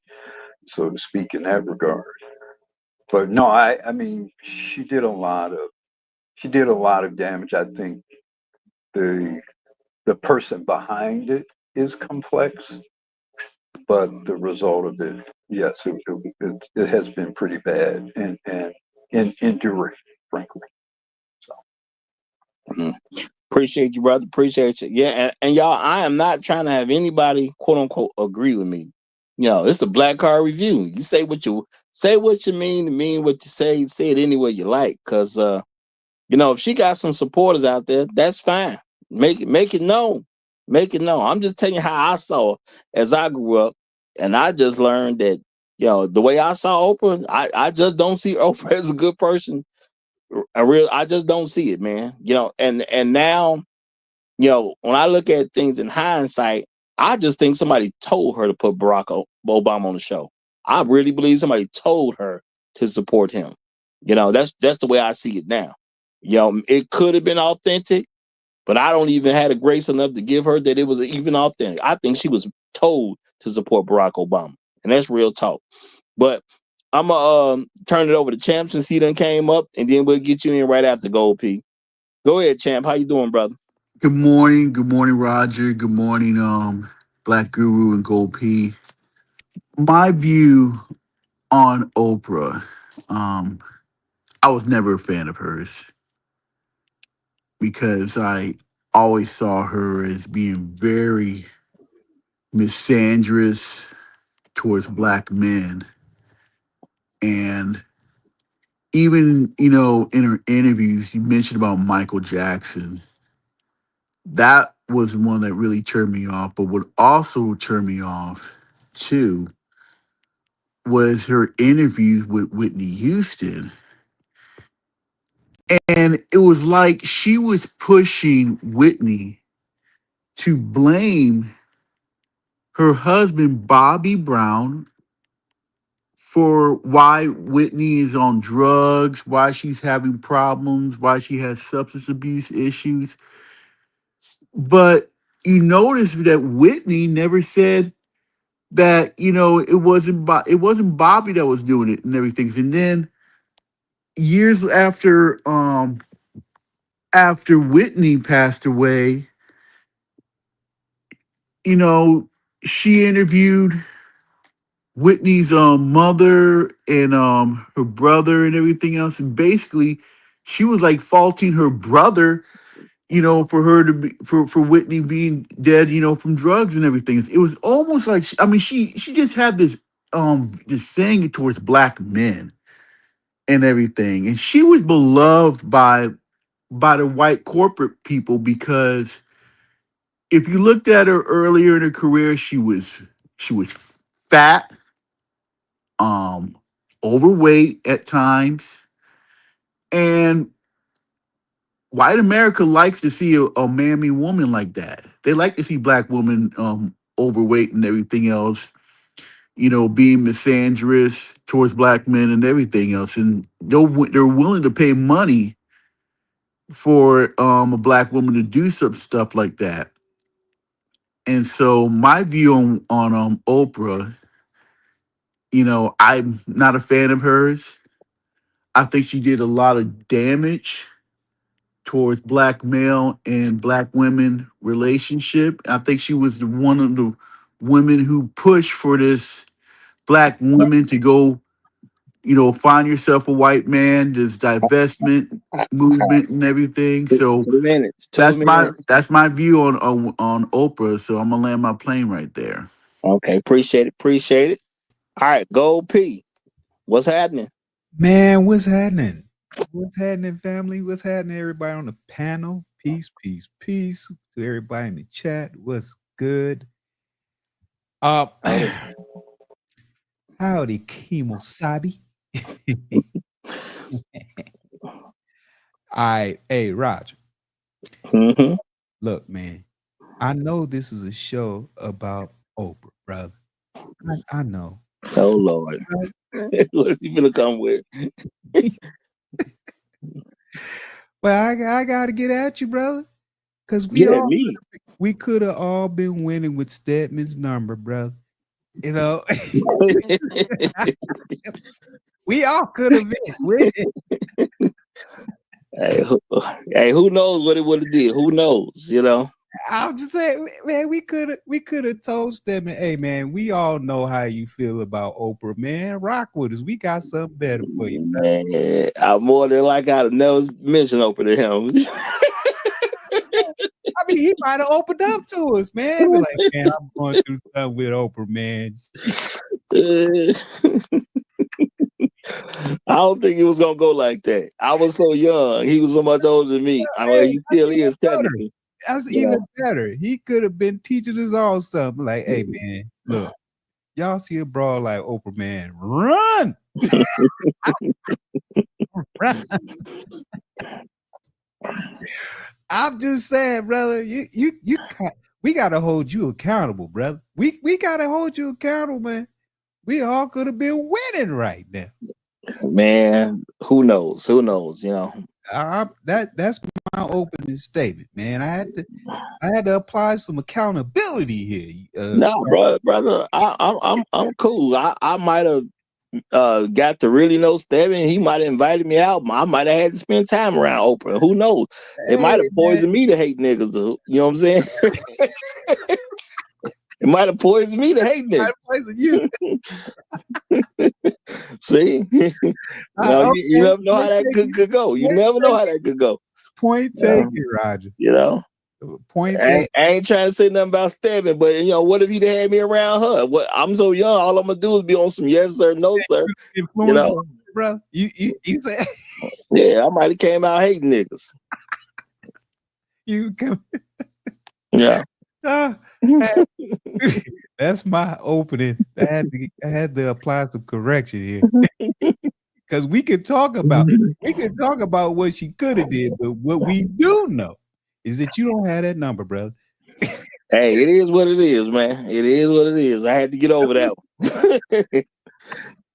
I didn't appreciate the fact that I lost it. You know, that definitely turned me to be way more careful with phone numbers. The fact that you lost it, sir. Yeah. Well, you know, that's a concern people don't have. No, nowadays you just back numbers up, but back in the day, wasn't like that. You know, wasn't like that. Yes, sir. Roger, one point I want to add on to it. You notice that those two white guys that she put on her show, Dr. Oz, Dr. Phil? Yeah. They were the total opposite of her ideology, her political ideology. You know, Oprah was this liberal black woman and everything else. She loved everybody. While those two guys, you know, were supportive of Donald Trump and everything else. And, you know, you heard Donald Trump lately talking about wanting to arrest Oprah Winfrey and everything. Notice those two white guys are not there, are not even defending Oprah. Well, I mean, do we know anything about the way Oprah votes outside of her supporting Barack Obama? I mean, I remember her supporting Barack Obama. I don't remember her ever supporting anybody else politically. Well, so they might be on the same team. The only thing I remember from Oprah coming up was her doing shows about giving cars away, doing shows about negative things when it came to men and especially black men. I remember those things. She came on, and you know, I watched one or two shows, and this was when I was young, and I just like, I can't do this. You know, it just wasn't. It just didn't have interest. I'd rather watch Donahue than Oprah. Because Donahue brought people on that, I mean, I'm not saying Donahue was the best person, but Donahue showed he brought Farrakhan on. I mean, he was. I can't hear anybody. You can't hear me? I can't hear you, Gold P. Okay. I go P fine. Can anybody hear me? I hear him fine. Yeah, we can hear you. We can hear you, champ. We hear you, brother. Okay, so what I was saying was that Donahue brought people on that really was about that work. Okay, now I watched Donahue a lot because of the interesting people he brought on. Yes, he had Farrakhan, Khalid, Muhammad. I mean, he had some people on there who was about that work, and those brothers came up and stood in. Oprah never had those type of people on her show.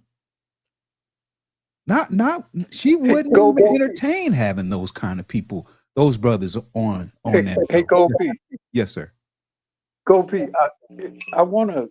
You make a very important point. I think even bigger than what you're seeing, because you're right. Donahue was very open to debate, tough debate, like Real painful. tough. You know, I mean, like painful. You know, you might get from Farrakhan. You white people in the audience are devils or something. You know, well, maybe not from Farrakhan, but maybe from one of the other brothers. You know, Khalid was about that, right? Right, and he would disagree, but he welcomed the debate. And yes, sir. In a way, you can blame Oprah for the departure of that, because Oprah effectively ran Donahue off TV, and a lot of that serious kind of morning talk show. I don't think she ran off Donahue. I think she just took in a lot of the stuff women. She shaped it to whereas women. You know how the blah blah blah blah blah. But she changed the taste. Yeah. Okay. But listen, you got to think chess. Yeah. You got to think chess, because she changed the appetite. Yeah. For daytime TV. So you're right, and because Donahue, I mean, he never really said it, but I got the impression that it was like, okay, this is a different kind of environment. So I've been on long enough. I'm out of here. I think she did run him off TV. I'm not saying it was necessarily her intent.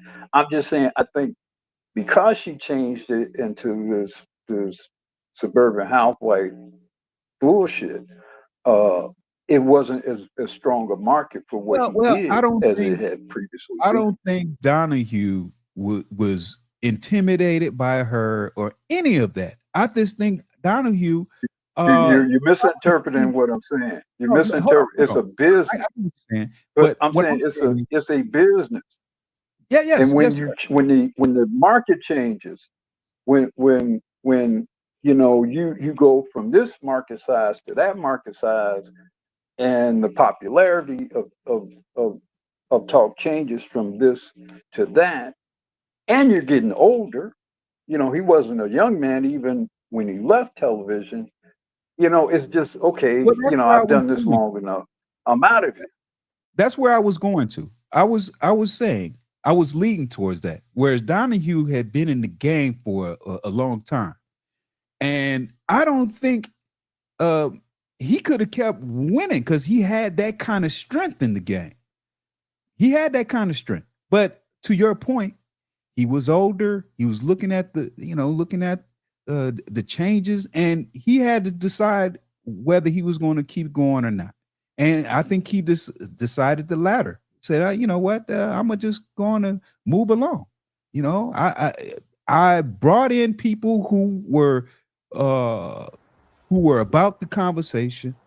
I brought in people who were hard hitting, and that's his legacy. He brought in people who were hard hit, who had to really get at the debate, who really had to have the conversation.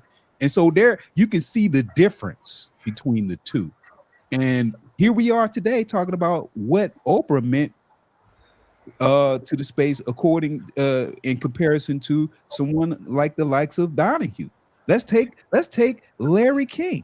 Larry King had some. What's going on, right? Somehow Gold P done knocked me off. I'm blaming Gold P. I don't know what he done did. Now he come back. He talking about Donahue. My apologies, folks. I don't know what's going on with this man right now. I don't know. Okay.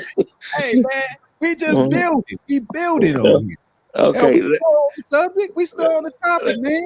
Okay. I ain't saying you're not, but let me quickly take control because we got my man who was stuck backstage because I got knocked off, so I couldn't bring him up. So shout out to Oprah likes cat. I'm gonna go ahead and give him the floor. Oprah likes cat. You got it, man. Salutations. What's happening? Hello. What's happening? Peace, peace, peace. And I'm just appalled that we are really litigating Oprah's black card. Well, you helped with this idea. You helped inadvertently. So thanks. See, I mean, this is why the fluent blacks can't be around niggas, because at the end of the day, nothing is never good enough. Let me open up the court by saying this. Oprah Winfrey has donated $25 million to Morehouse College. Morehouse College is an all-male HBCU funding over 700 students, the largest endowment in the college history. 25 million smackers. Oprah Winfrey has the philanthropy for Black cultural institutions. So not only does she give to Black HBCUs like Morehouse, but she also founded a foundation that is dedicated giving to the Black community, which Black men are receiving funds. We're sitting here reviewing a black card of one of the few billionaires. There's only about 3,000 in existence. P. Diddy over here with 50 months, and no butthole is safe. And we're not reviewing his black card for some reason. But Usher and Ray J couldn't sit for weeks. But yet, we're over here talking about this woman and talking about she ain't married. She eats cat. She ain't gonna get married. All right? It's okay to be that if you're a billionaire. She has done positive things for the Black community. She has done positive things for Black men, as I have listed. And to sit here and say we're going to disown one of the very few billionaires because of personal vendettas is crazy. Now, has Oprah Winfrey been on the pocket? Absolutely. Has her wife Gayle King done some foul stuff? Absolutely. The Kobe stuff was unnecessary. I cannot stand Oprah for that. But I can put my personal feelings aside because she is one of 3,000. Let me repeat that, ladies and gentlemen. She is one of 3,000. So whatever your morals say, whatever, if she is going to get her black card taken, then Puff Daddy, Russell Simmons also need to take their black card because they have done more egregious things to Black men than she has. And I rest my case there. Okay. All right. Usually, go ahead. You must be chomping at the bit. Oh, bro, you already know that shit, but but I was fuming, I was throwing fits, bro. And first off, I'm gonna definitely say I think I heard part of what Oprah's cat. This nigga here, bro. Yeah, and for the record, y'all, Oprah has never confirmed that she that's the other way. She's never confirmed that, and Gail supposedly is just her friend. Just to make that clear. I mean, come on, Stedman is a beer, okay? I understand you have to say it, but you don't. when look, LGBT people ain't doing marriage, okay, with men. All right. So I'm gonna say this much. I agree on one thing necessarily that if you gonna take off black card, you should take a lot of other people. I'm in agreement with that though. But I'm gonna definitely agree because you got $1 million that you don't quote unquote you having $1 million and that's not benefiting me that doesn't do nothing for me. That's like basically if I got you on in a was it a floating tank necessarily on the bottom of the ocean, I got air on my side and I'm just showing you a picture of air as you suffocate. You know what I mean? I'm looking, I got food, I'm eating, but you suffocating necessarily or you starving to death while I'm showing you a picture of food. That ain't gonna help you, right? I look at the actual tangible thing that she have done necessarily, right? The amount of quote unquote bad press or quote unquote white supremacy that she has engaged in overshadows everything. That's the equivalent of me saying, yeah, cool. I gave you know what I'm saying, as an army of y'all necessarily with her, right? I gave 5 of y'all food, but I slaughtered the rest of y'all. Did you help us? Oh, you helped 5 people. Congratulations. But you slaughtered everybody else. That's a great analogy. Right? So that's how I really look at it, right? But I have to judge her accordingly by her action necessarily. Wholesale, you have done more damage necessarily than any help. I can actually say probably for the next 20, 30 years necessarily, even after she's dead. Her damage and that she's done to the black community, to America, I'm gonna say in America in general, will be here long after she's dead. So for me personally, she should have been got her black card taken and some other things, but I'm not the leader of quote unquote the black Americans, right? With me, a lot of folk be missing. All right, bro. Don't go. Okay, can I respond to this?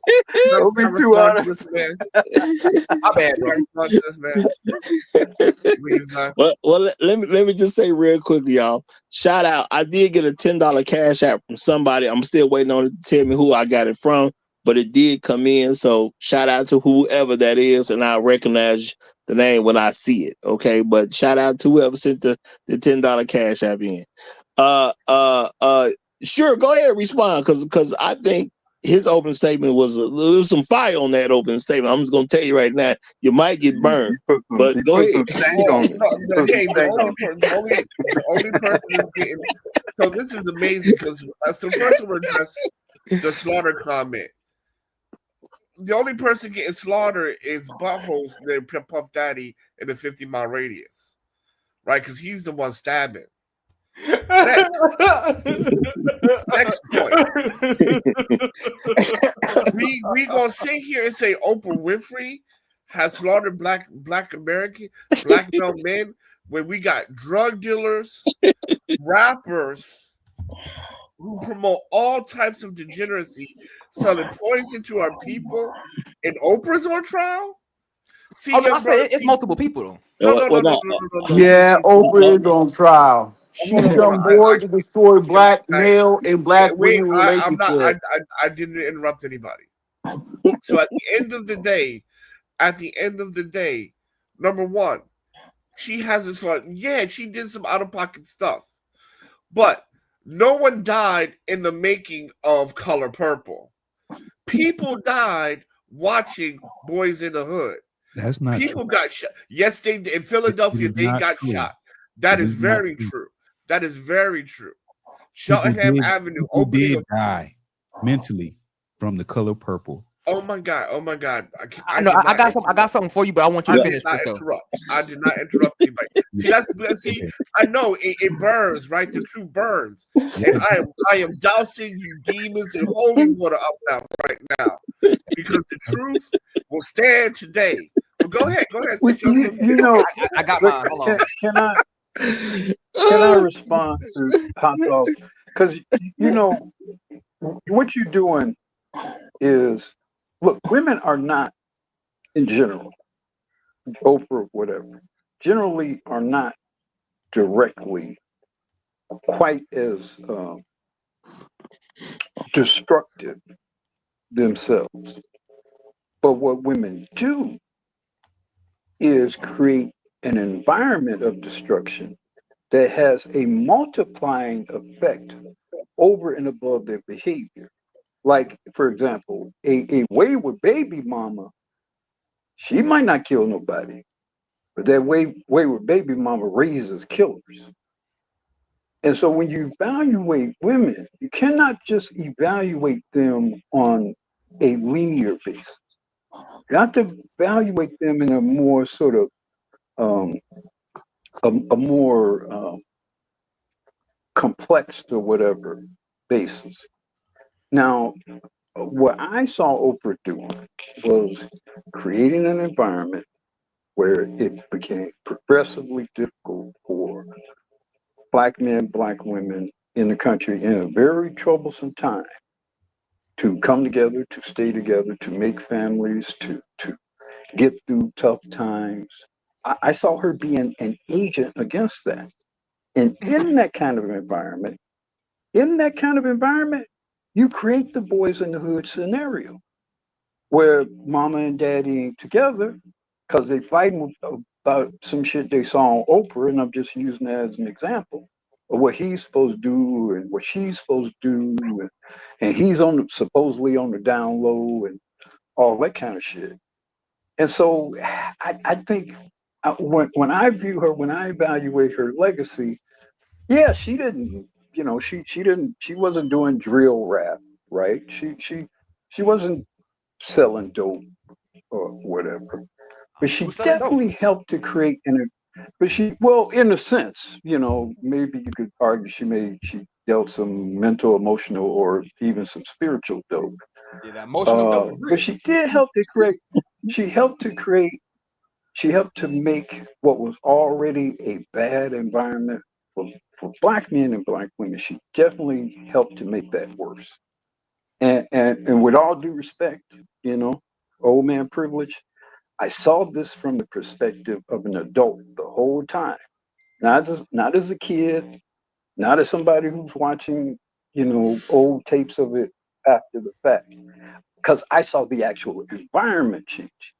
I saw how brothers and sisters were interacting with each other while, Oprah was on television. I saw the caustic, you know, uh, I was an adult thing that during was Oprah's time. on. I was an adult. I, Well, I I mean, mean, I don't know. Were you an adult in 1986 or 1987? Probably Can not. I, may I Well, say something too? I was an So adult in the 90s when she, and in 2000 when she got Jay Springer kicked off. motherfucker, all how right. old are you, boy? Well, hold May I fast. say something? Hold fast. So before you say it, and I'll let you say it right after this, I am going to say this, y'all.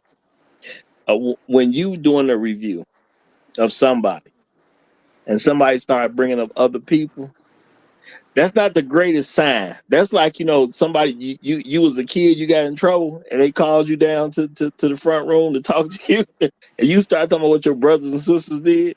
Or What this is they like do? he did you've it been in too. a No, this is like I'm this not, is Well, like you I'm, being and then they say, well, we didn't catch I'm, him. We caught you. I'm I just not, got one I'm question to not, ask though. I'm I'm not, just hold on, 1 second. I am not. So, for example, all I'm hearing is a lot of accusation and no foundational Well, proof. well, no, Because, hold I can on, get brother. because Hold on. hold on. For 1 week, I'm going to say this. I'm going to give you something right now. So, the 25 million is on the table. You know what's else on the table? Her going against gangster rap. She was on the right side of history for that, and she got a lot of pushback from black people. But actually, she was on the right side of history of that.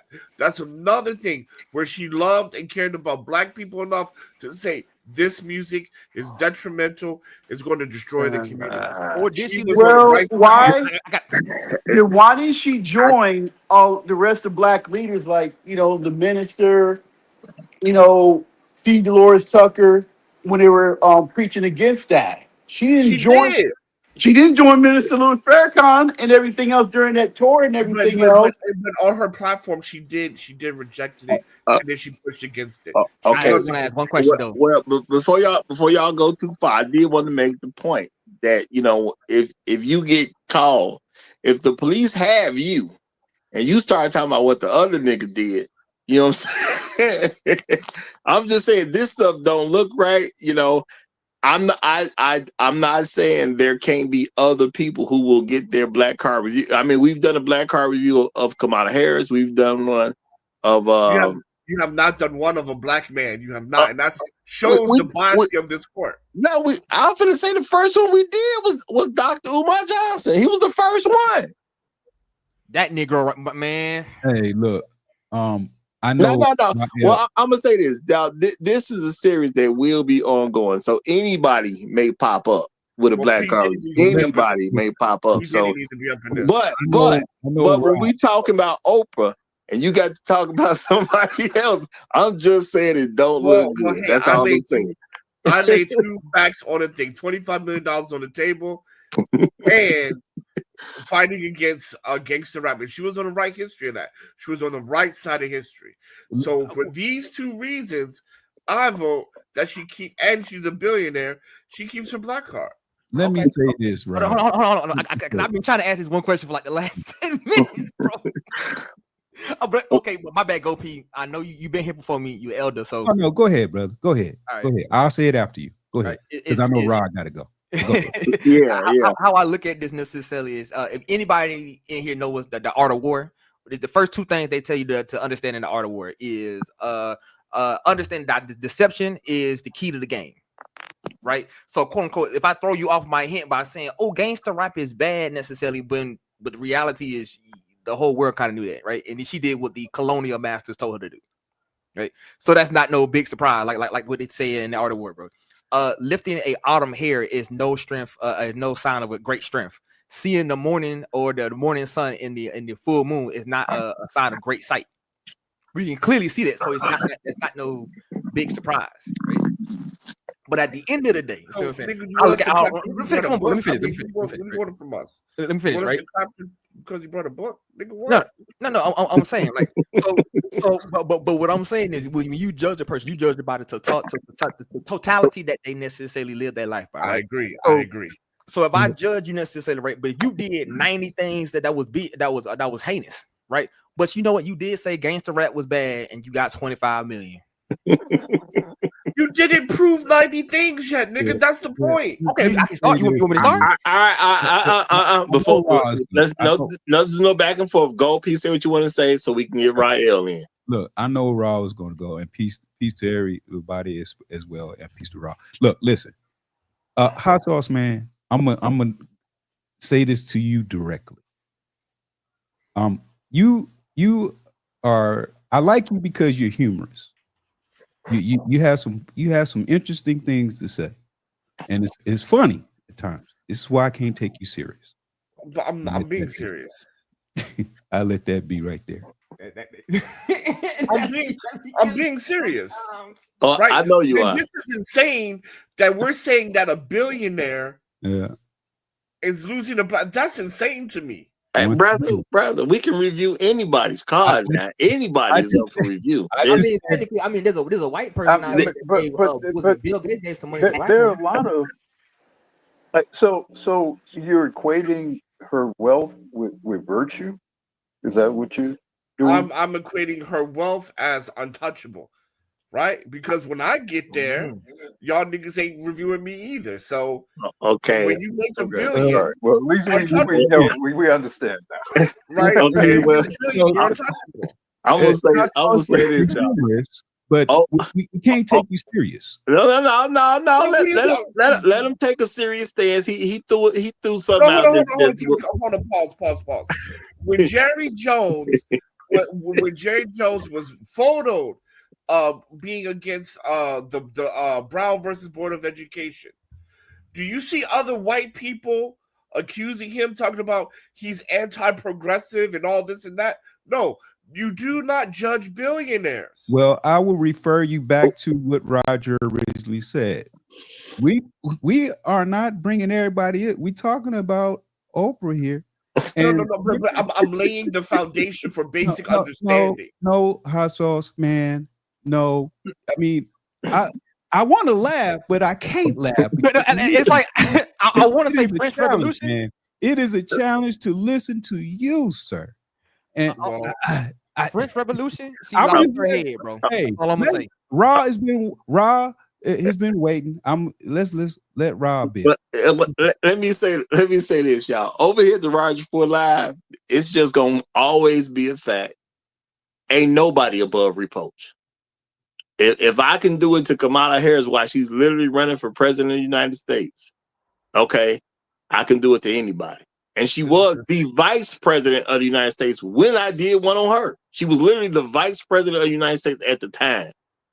Anybody is up for it. I don't care who you are. If your name get called, your name get called, and it is going to be a lot of names getting called as the years go on. And that's real talk. A lot of names will be called as the years go on.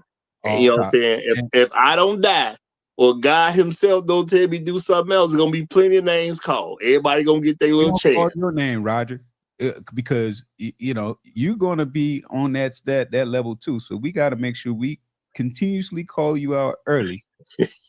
Well, you be trying to call me out. I need a job, nigga. Like, hold on, now. Hey, don't fuck up my thing now. All right.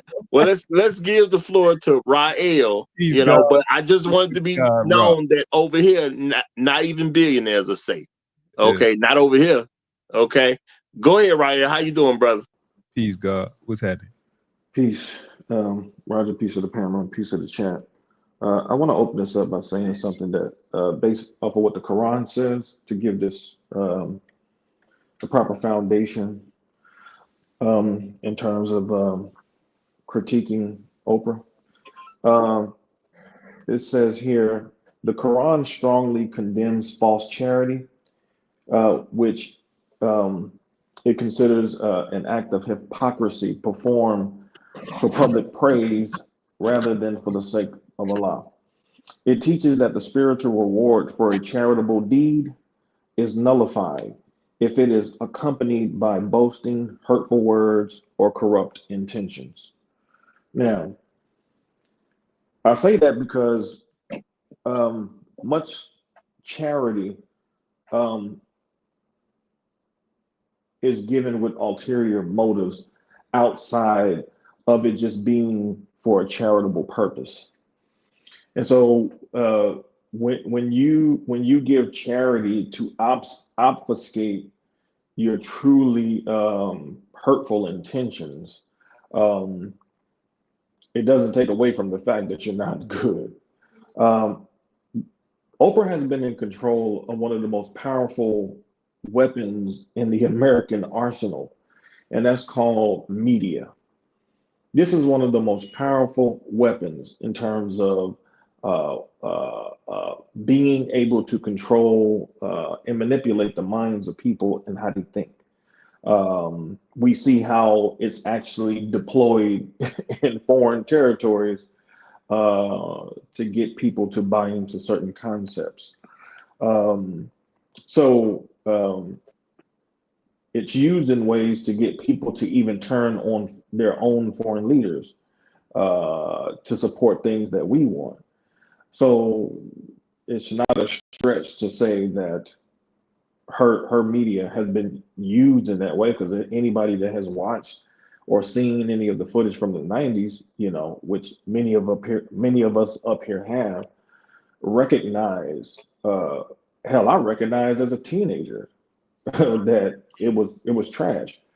So she doesn't get a free pass just because she's a billionaire and has given $25 million to the United Negro College Fund. Like that's not, that is not even close, because 25 million, when you made a couple of billion after that, is just the cost of doing business at the end of the day. So I think that we need to really be careful about giving people passes just because on the optics of something looking or appearing to be charitable, when really that charity is really an investment for future corruption.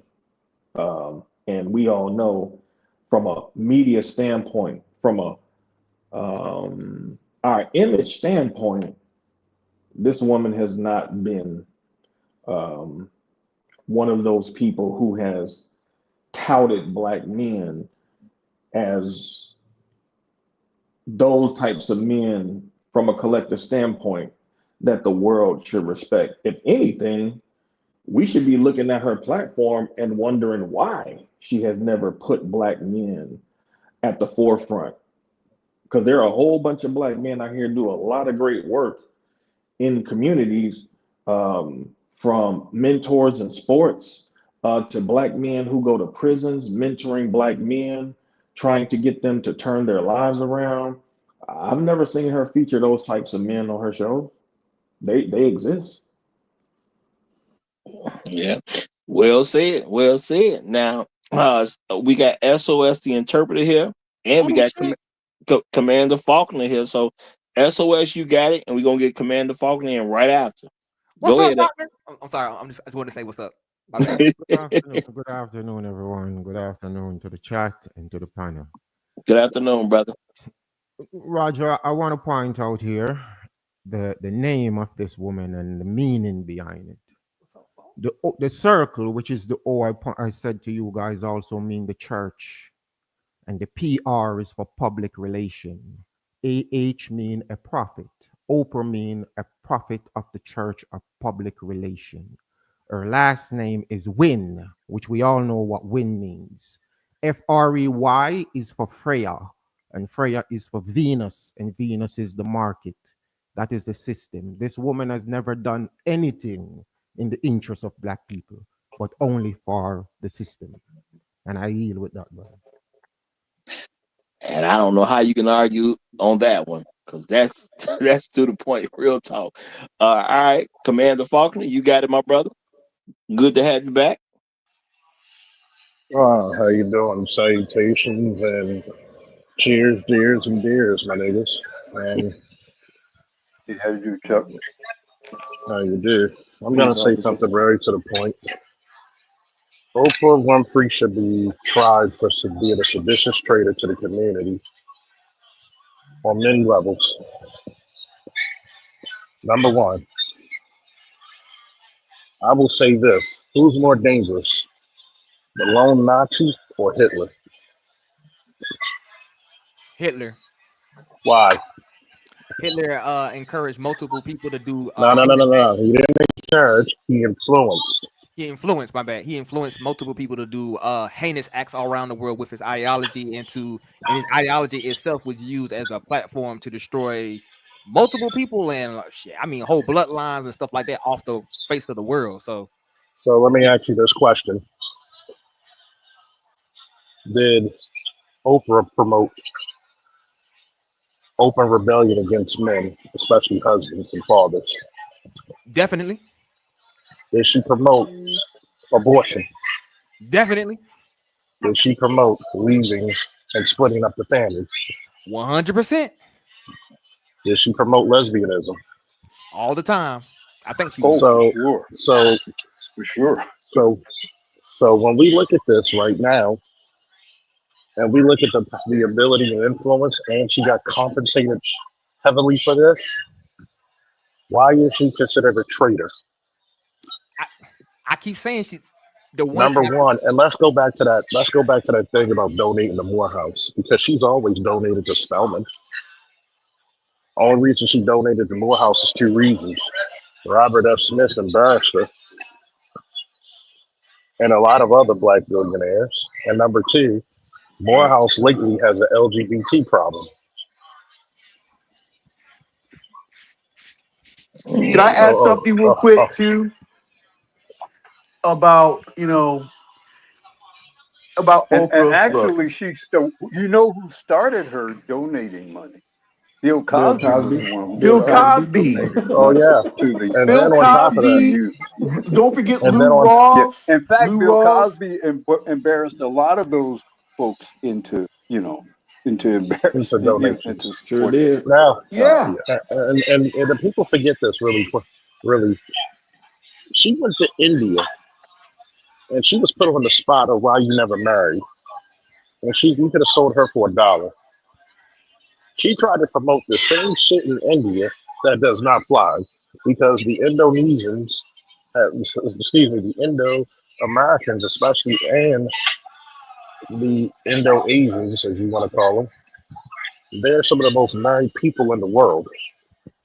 And they also have the number one demographics of families who are well off in this country. She is a seditious traitor for generations. 40 years.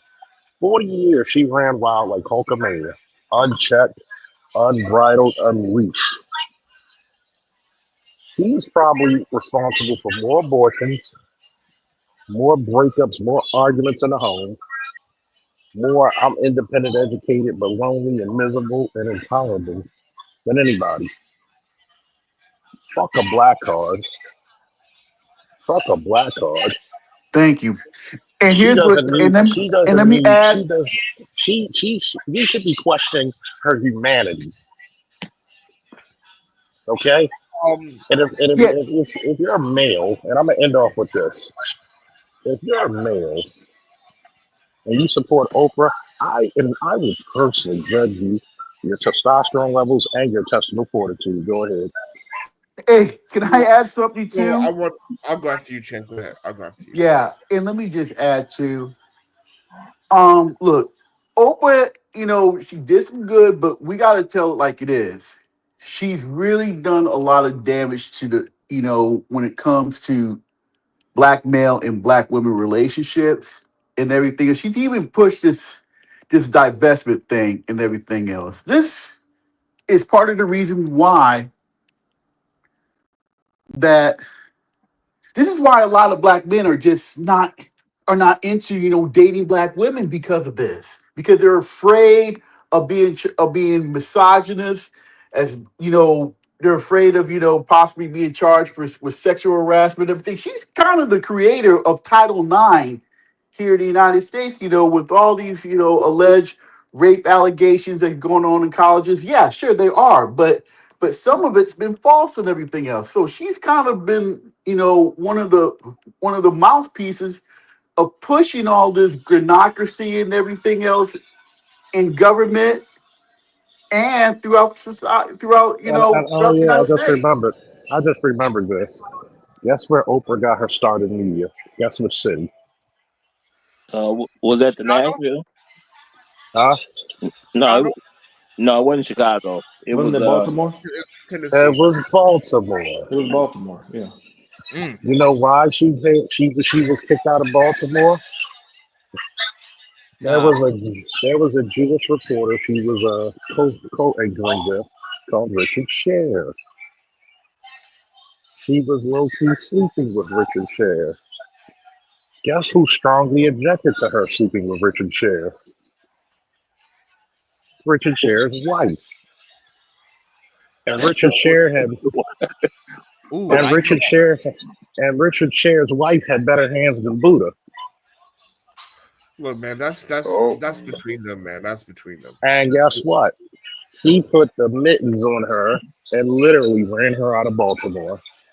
So I don't want to hear anything about a chick who's a divester at heart, purposely, knowingly, and willingly messing with married men to say that they did any good. I'm going to tell you, every time you say somebody like an Oprah or a Diddy did something good, that's the equivalent of somebody cutting off your hand or your arm and then handing you an bandage. That's what I think of it. Go ahead. So here I'm gonna say this before I peel off. The thing about it is Don't that peel off, brother. Don't peel off. all I We hear need you all here. We need you for balance. No. well, I mean, but I mean, all I'm hearing is accusation after accusation after accusation with no foundation. So first, we bring in the Quran, which is crazy because America's a Christian country, and second, regardless of the intent, I would argue utility. 25 million did more good than what the intent wasn't for.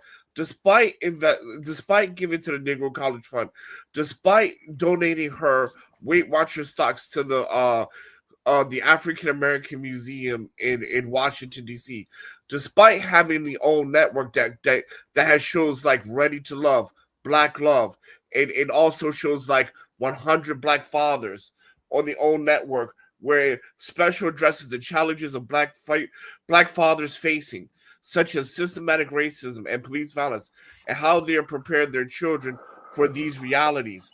So all I'm hearing is accusation and divesting. But when I look at her TV network, the own network, It talks about black love.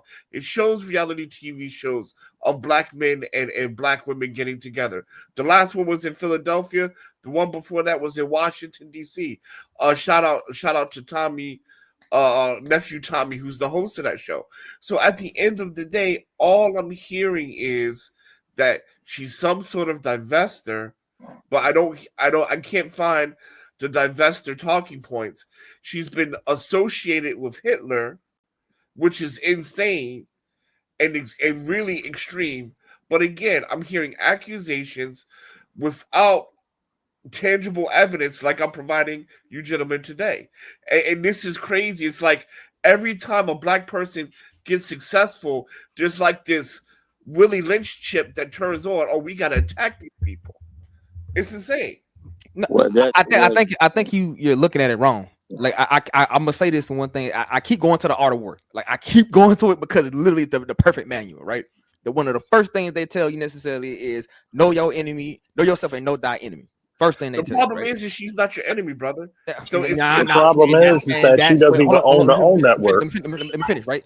And the most dangerous access they tell you in the art of war is the spy. Literally the most dynamic piece in the entire art of war is the spy, because they destroy from inside. It's a hard thing to hit a wall from the outside necessarily. It's an easy thing to set fire to the village from the inside. What she did, regardless if y'all want to admit it or not, I'm gonna say this to what's it? Oprah cat, right? Oprah's cat. I still love it, funny. But at the end of the day, she set fire to the entire village, and she took her payment for the job well done. She got a couple billion, and she gonna live her life. But So at the end of the day, she did. At the end of the day, set fire to the village, take the money, and then walk. Let me clarify a point. Oprah is by far not innocent. She has done a lot of trifling stuff. Like, I still can't stand her for what she did for Kobe. But I can put that aside. I can put that. I don't want to talk. It's too painful. I can put that aside for the greater purpose. Now, unusual. Look, man, I know you just finished the book, so I'm gonna let you slide because when niggas finish reading the books, they gotta tell the whole world how much educated you are. So I'm just gonna let all that shit slide. But at the end of the day, again, you tell me she burns down the house, but you don't provide proof. There's no dates. There's no examples. You just tell me she burnt down the house. I saw her do it. Oh, okay, explain, nigga. Okay, well, hold on, real quick. What did Oprah do to Kobe? I need to know. You ain't gotta say. Somebody tell me what Oprah do to Kobe. We can move on from that. Kobe is was a huge figure in Black America. So if Oprah did him, I mean, did she do him like she did Mike, her friend? Yeah. Cause she brought her friend on TV and went after his jugular. Yeah, she did the same thing via Gil. So this is what I don't get about defending this witch called Oprah. Guess what?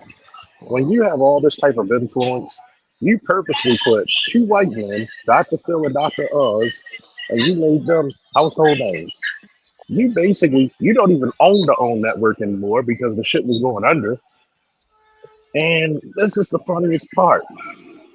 You made something called the color purple, which basically we all know from studies who's more influenced by subconscious women, women.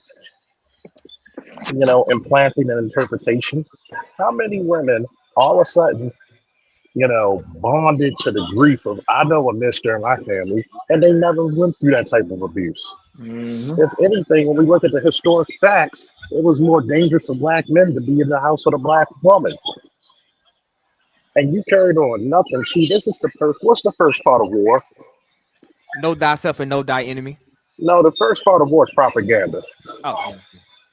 The first war, because it's much more easy to destroy your enemies when you don't humanize them. Mm-hmm. Also true.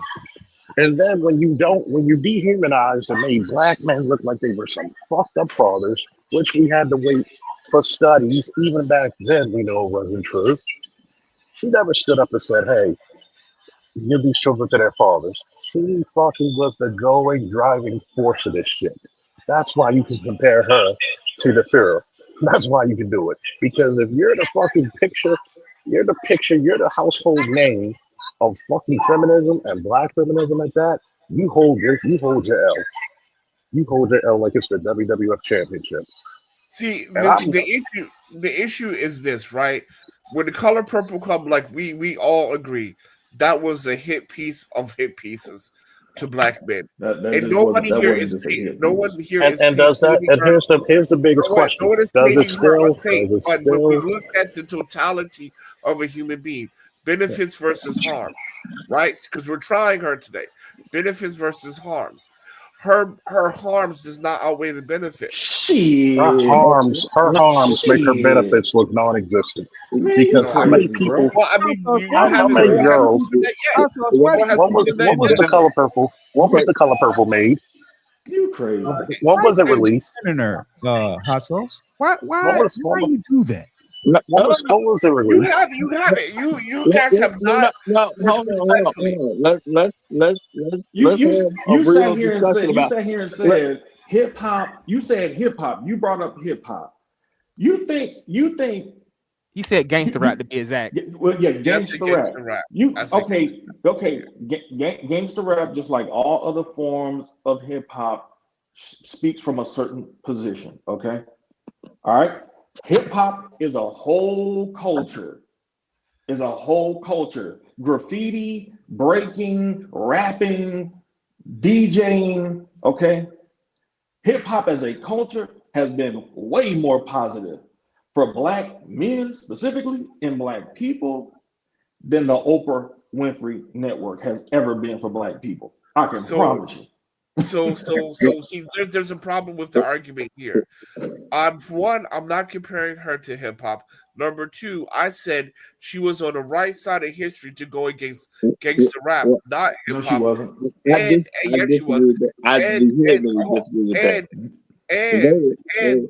on top of that, I'm saying if you list out all of her benefits and her good works versus all the things she did that were harmful, because I'm not saying she's a saint, I'm saying the benefits have weighed out the harm, and I'm the only. There's 1, 2, 3, 4, 5, 6, 7 people on the panel making accusations versus me, one person giving facts and figures. No, I gave Accusations. What I facts and gave figures have you given, my, sir? my hold on, no, my opening monologue was all fact. We saw what Oprah did. Number Well, two. I didn't count you. I'm counting the niggas I'm Oh cooking Okay, right What now. facts and okay, figures have you okay. given? Well, hold on. Let's not get caught up. Let's have a legitimate discussion here. That Okay, is the question, though. yeah, my Black America went through a lot of stuff. Oprah came out.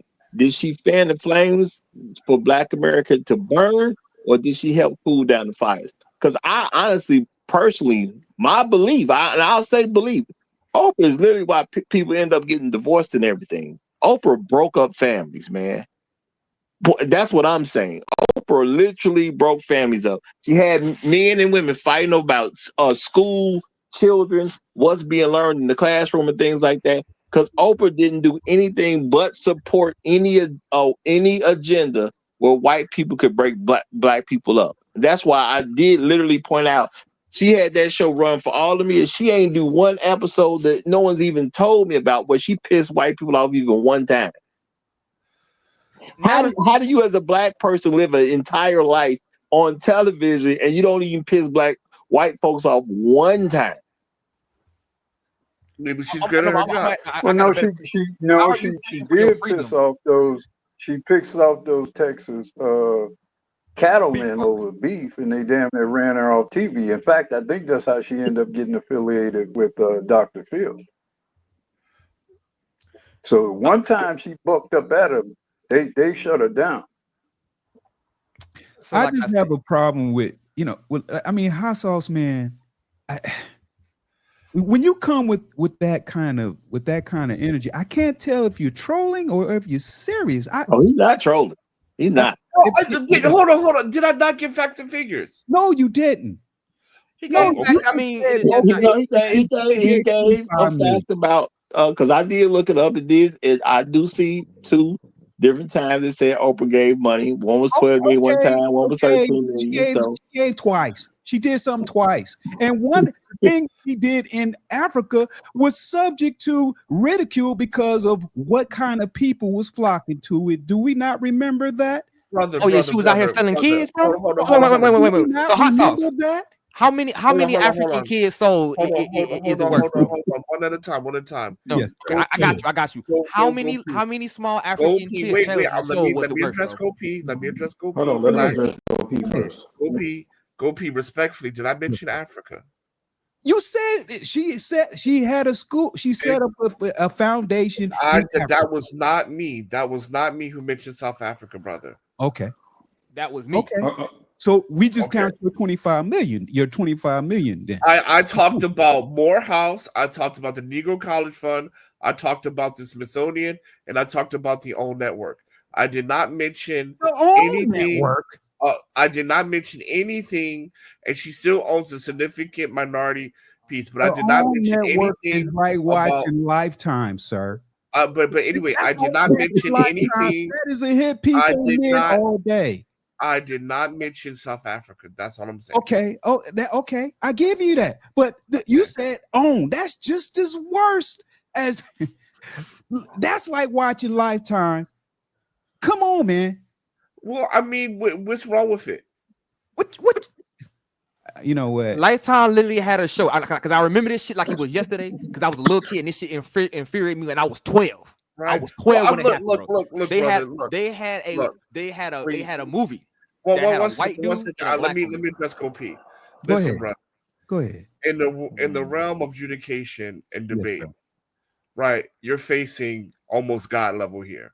So please, Okay. step the game up. Okay, now use your business. That's Your an turn. Okay, inside joke. is it my turn finally? So we ain't that's Yeah. the inside. Okay, so my question is, right? So her school and the orphanage that she had, right, was basically a pedophile ring. It was basically that, right? So my question is, how many? I mean, because we judging her in totality, right? Totality, not just one thing, right? Totality is how many South African kids was worth it, in your opinion? So first of all, I didn't mention South Africa. I And said Africa in second, general because she did it on over. okay. multiple places, just not- But just first not of South all, Africa. I didn't mention that. And so if you want to talk about that, first you have to show proof that it existed, because I don't know anything about that, brother. He got an Epstein list, bro. He like, I went on that list, my nigga. You ain't see my name on that bitch. Hold on. Okay, so again, when Oprah was asked why she didn't build any schools in America for black girls or for boys, I ain't talking about. I'm saying what I want to say. I'm specifically talking about black girls. When she was asked why she didn't do any schools for black girls, her response was, the black girls were always asking me for iPhones, iPads, laptops, and things like that. So for basically things. She said, whereas the African girls were asking for books. And when I read that, I said, isn't that an indictment on the women of the group? The elder women who are supposed to be showing the young girls what it's really about? Why would you openly criticize all these black girls who are clearly not being led properly? And if your vein is philanthropy, well, let's talk about it. Because philanthropy is supposed to be done as an act of service. That's the difference between for profit and not for profit. For profit is for money. Not for profit is to provide a service.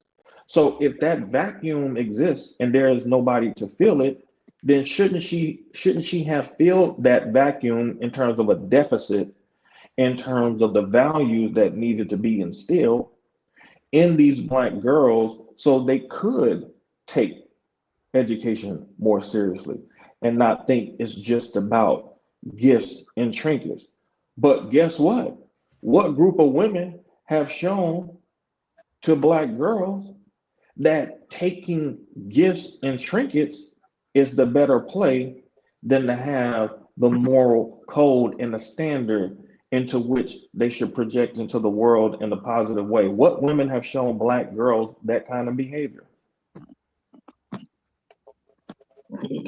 Oprah definitely had the power to do it. She had the power. You can't say she didn't Definitely have had a the power. platform. What So what show did we ever see on Oprah where she featured black girls in need that people could donate and teach some etiquette classes to teach them a better and stronger foundation so they could be better women in the future? Where did she I, have those type of shows? I don't believe that's her responsibility though. Right? I don't like, you know what I mean? Like you're putting, because I mean she donates, right? She doesn't have a she's not the facilitator. Was Color So Purple? Or was Color if Purple, Color Purple part of so that though? if bro, I did not interrupt anybody, right? Like remember, it's like 8 of you versus 1. So at the end of the day, right? She gives money to institutions that exist. So I would say that for that to be a fair criticism, you would have to show me that foundation that exists and that she didn't donate to. Because she does donate to Spelman College. Okay, well, let me throw this out there One of because the most feminist institutions Well, I in mean, the United you States. gotta make up your mind. Either okay, she helps black women or not. wait, is that helping black Is women? feminism helping black women? I know you're not about to. I know you're not about to make that argument. Listen. She's helping them to get an Well, he about to education. do it. She's helping them to get an Please make that education. argument. Please make that She's argument. helping them to get an education. I'll leave it there. So Okay, hold on, Roger. Hold on. Let me cook. So when Nelly tried to have a bone marrow drive at Spelman because his sister was suffering from a bone marrow issue and he needed a match to save his sister's life, those same black females wanted to criticize Nelly for the tip drill video, even though that had nothing to do with what he was doing and trying to do on campus. They did not just criticize him; they canceled what he was attempting to do. And by the Yeah, way, I let's not remember that. also include these are the same girls who will go out every Friday, Saturday, Sunday, and sometimes Thursday dancing and twerking to the same They song. going, hold on, Faulkner. The same female that was criticizing Nelly was going to Magic City, which is basically around the corner from Spelman. They're Oh going yeah, there. I have an ex who used to go to Spelman, so I know. Those are So the we're same saying girls who would criticize that song, were dancing to that same song and songs like it. so we're Ain't that about a bitch? The same Spelman that had Jelani Cobb, a rainbow dude who wrote the article in essence criticizing black men when they went to Brazil back in 2005. That same institution. But see, here's the crux of our argument. So those dollars going to Spelman is actually contributing to the hit pieces on black men. Thank you for proving my point. So no, because here's the crux. First, you criticize that she's not helping black women. Then when I say, okay, hey, she's helping black women, because at the end of the day, to create ideology and change ideology, that is the role of the institution. That is the role of Spelman. Oprah Winfrey didn't fail those women or supporting those women's ideology.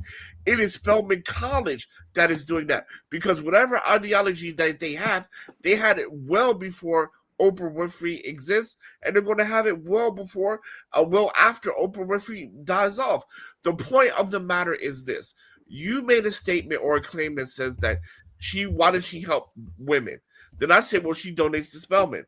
Now, donating to Spelman all of a sudden is tainted, just to prove your point, and that goes to the point. Black people can never do the right thing when helping black people.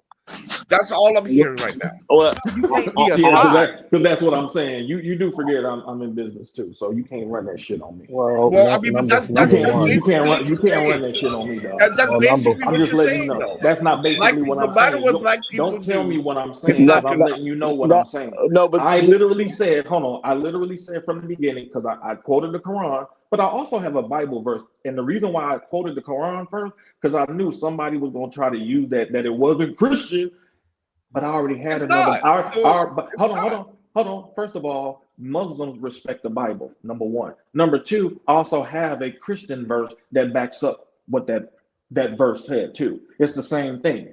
The point was, my overall point was that do you let me ask you this. Do you think that evil people cannot use mechanisms that are supposed to be used for positive endeavors? Can they misuse it for nefarious reasons? Do you believe that?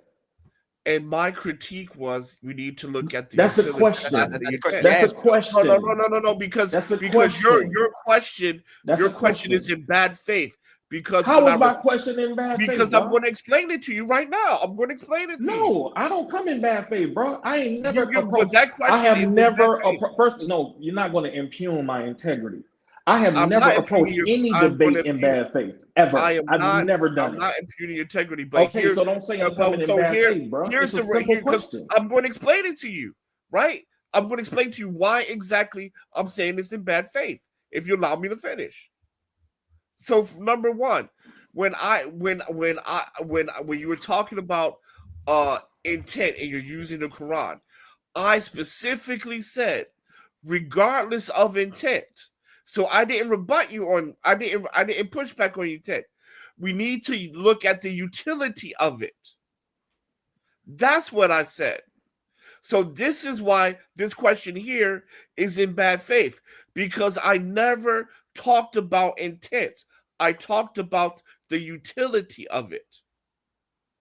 Okay, I thought we was I'm arguing gonna ask. about I'm gonna ask my question once more. Okay, do you believe that people with a lot of money, wealthy people, can use mechanisms that were set up to do good, to do good, to use those mechanisms for nefarious purposes and obfuscate the actual fact that they're really not there to provide charity, but to really enhance themselves?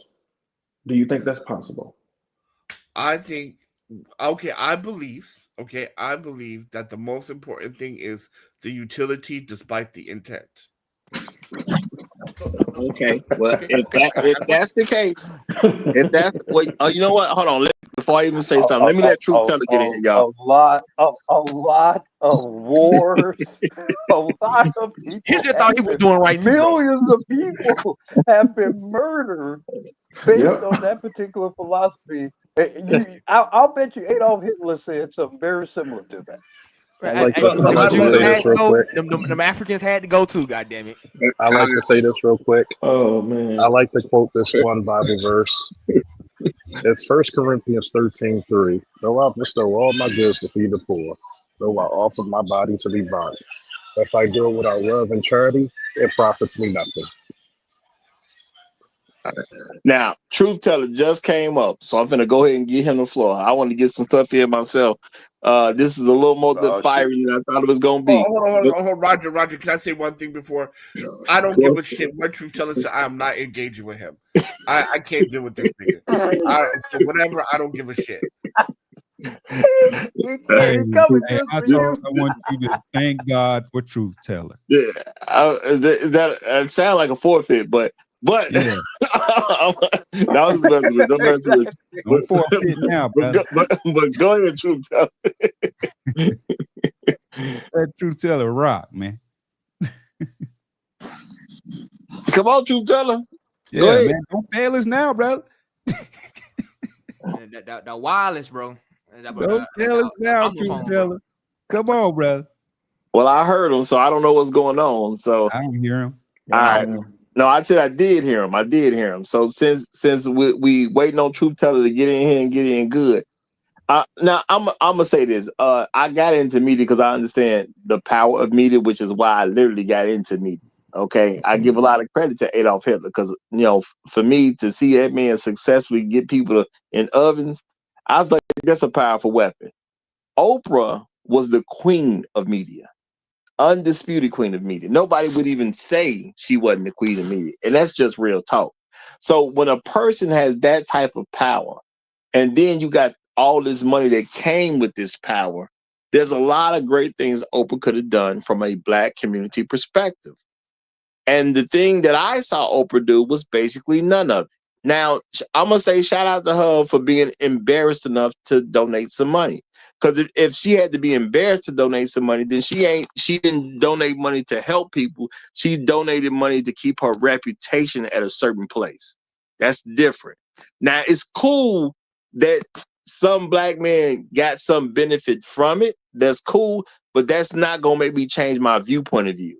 Just because you donated some money that you didn't need and it helped some guy out indirectly, don't mean you off the hook. Plus, when it comes to charity, I would like to remind people, charity can also be measured in how much you have.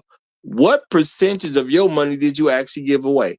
Because if I only got $10 and I give somebody $5, that's doing way more than some billionaire giving somebody $1 million. That $5 is 50% of my money. $1 million is not 50% of a billionaire's money. So you got to look at even a donation with a proper context. I'm not saying $1 billion in a bank. She's worth $1 billion.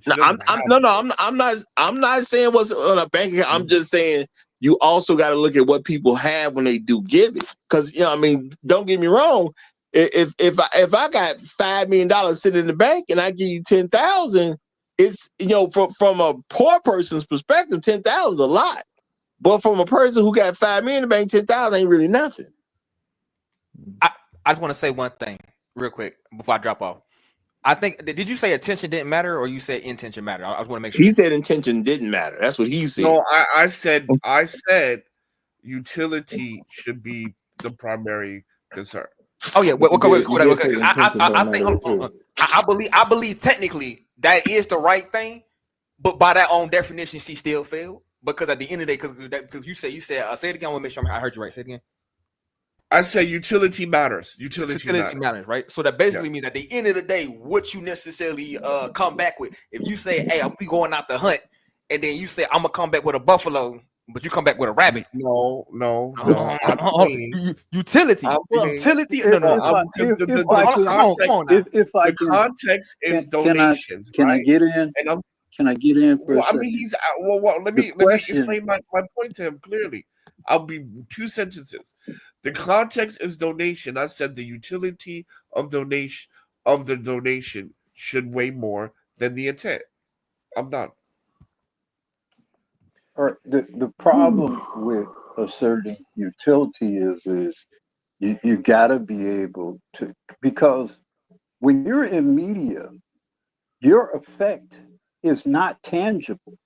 There's no way of calculating, for example, the effect of misandry. I mean, you could do some interesting sort of thought experiments associated with it, but you can't really quantify the effect of decades of slamming Black men, or say, inferring that all or most of Black men are gay, or that all or most Black men are abusive to their wives.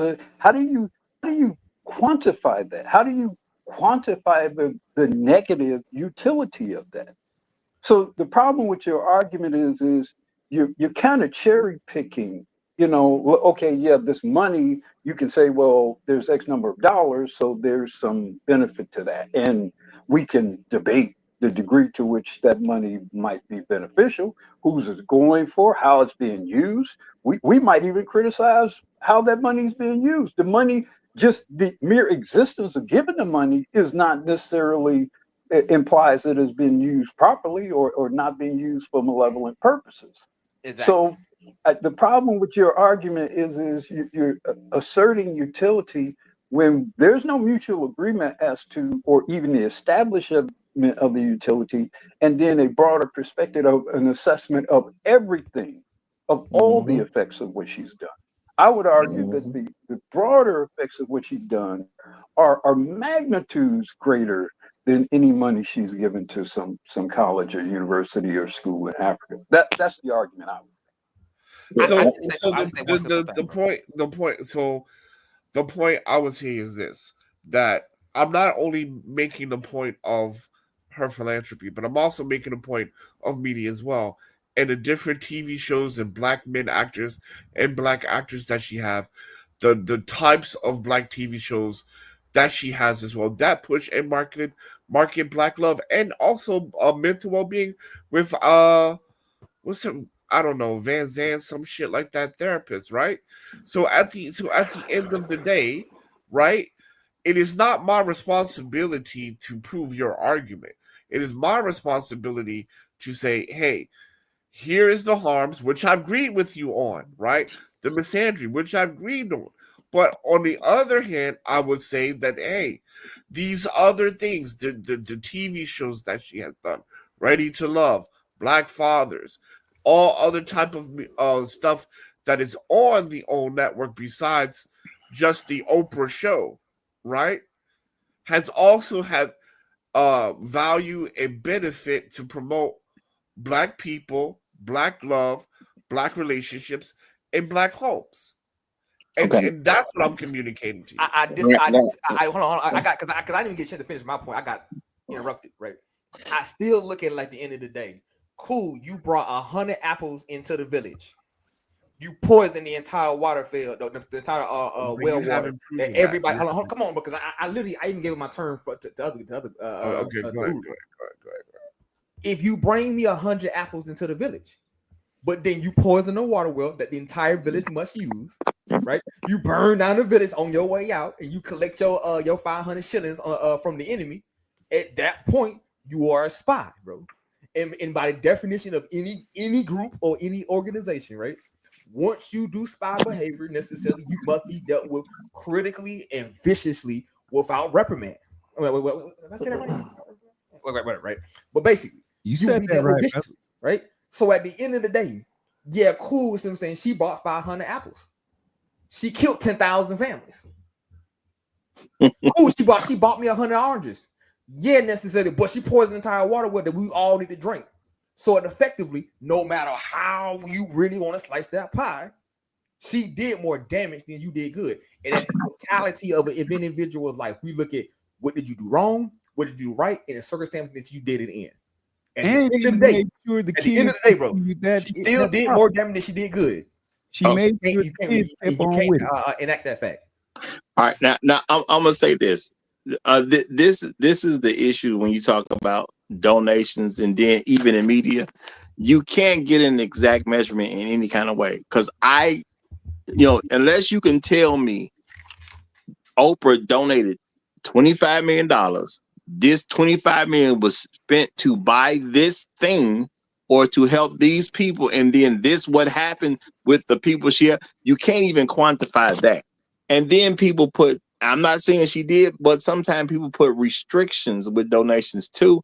And sometimes people donate things just to make something they don't like be more of what they want. So I don't know what restrictions she put on her money, how she tried to make even more house become a more feminist version of what they are. I don't know what she did as far as that's concerned.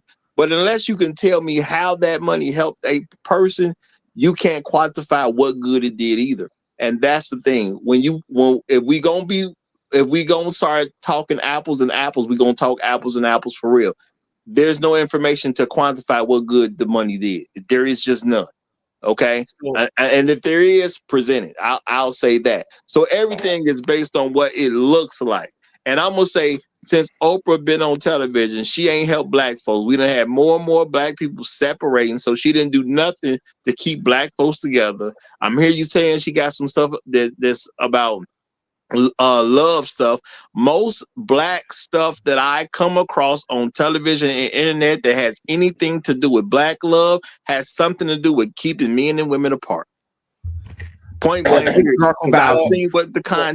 seen what the content is. The content does not promote people actually getting together, period. It's just promote stupid ideas that won't work for too much of anybody. Well, first I would say, well, I'm gonna go because it's 1 a.m. But first I would say watch the content before you judge it. Secondly, y'all, I'm gonna go so you guys can have your echo chamber. We gonna miss you, bro. At the end of the day, I mean, all like burning the house, killing 10,000 people, accusation without proof, unfounded proof. You guys have a good night. Enjoy your echo chamber, and I'll holler at y'all later. Well, I do want shout out to Go P. Shout out to Go P. I'm not trolling, bro, but again, you're on some You might not be trolling, but you're on shit. that bullshit though. You're on some universal shit, and I'm just on facts and figures. What? No. The marriage rate is a fact and figure, brother. It's not me just throwing something out there. Oprah's been on TV, and our marriage rates have been going down. Hold on, you haven't. What's the logic link? What's the link between the two? Oprah Winfrey said on her show that she suggested that black women marry outside of their group. Listen, she said it on her show. When ice cream sales go up, and this is a true fact, when ice cream sales go up, with strawberry ice cream sales in particular, in New York City goes up, homicide goes up, right? So does strawberry ice cream cause homicides? Absolutely no, it's the not. cause and effect. It's the heat itself. Don't be ice cream. Absolutely it does not. have people go it has nothing to do. Hold on, man. It has nothing to do with the homicide rate. Look, hot sauce, man. I mean, bro, I can appreciate the homicide rate goes up not because of ice cream, but because it's hot outside. What do you mean, But they're buying ice cream because it's hot outside. I gotta address. I gotta address hot sauce, man. Hold on. I can appreciate. They cut me off. But you addressed me. Okay. Well, he unfortunately will have to discuss that with Chef at a later date. Or if you want to come backstage to the Bible class, it ain't all that far from Bible class if you want to hold on a minute or two. But I'm not overruling Chef Mike, as I told everybody beforehand. I didn't give him that power because I won't take nobody off. I know me. It's very rare, even if people was really on my last nerve, that I actually pull somebody. So I had to give that power to somebody. And Chef and the other folks in the pit crew, they have that power now because I won't really do it like I should. So I'm not going to question what they do. Well, it just is what it is. Say this, Roger, because he did direct his messaging towards me, and I would say, as I said, I think I question whether he be trolling or not. But if he is trolling, I can accept that. But if he's not trolling, well, I am on the report, and I have to accept that as well. But at the same time, that doesn't mean I have to accept the BS he be talking. I mean, that's some sideways type stuff he be saying. And I mean, we can talk about it in Bible study, but let that be in Bible study. If I'm telling you who I be in real time, you let that. Don't come up here and try to flame me in public, man. We do that in Bible study if we want to have that conversation.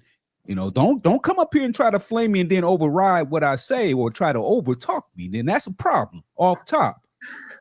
Well, I don't think he's trolling at all, y'all. He does take certain positions. If y'all think about what he says when billionaires are brought up, he does take certain positions when billionaires are brought up. So I don't even think he's trolling. That's just my opinion. I don't think he's trolling.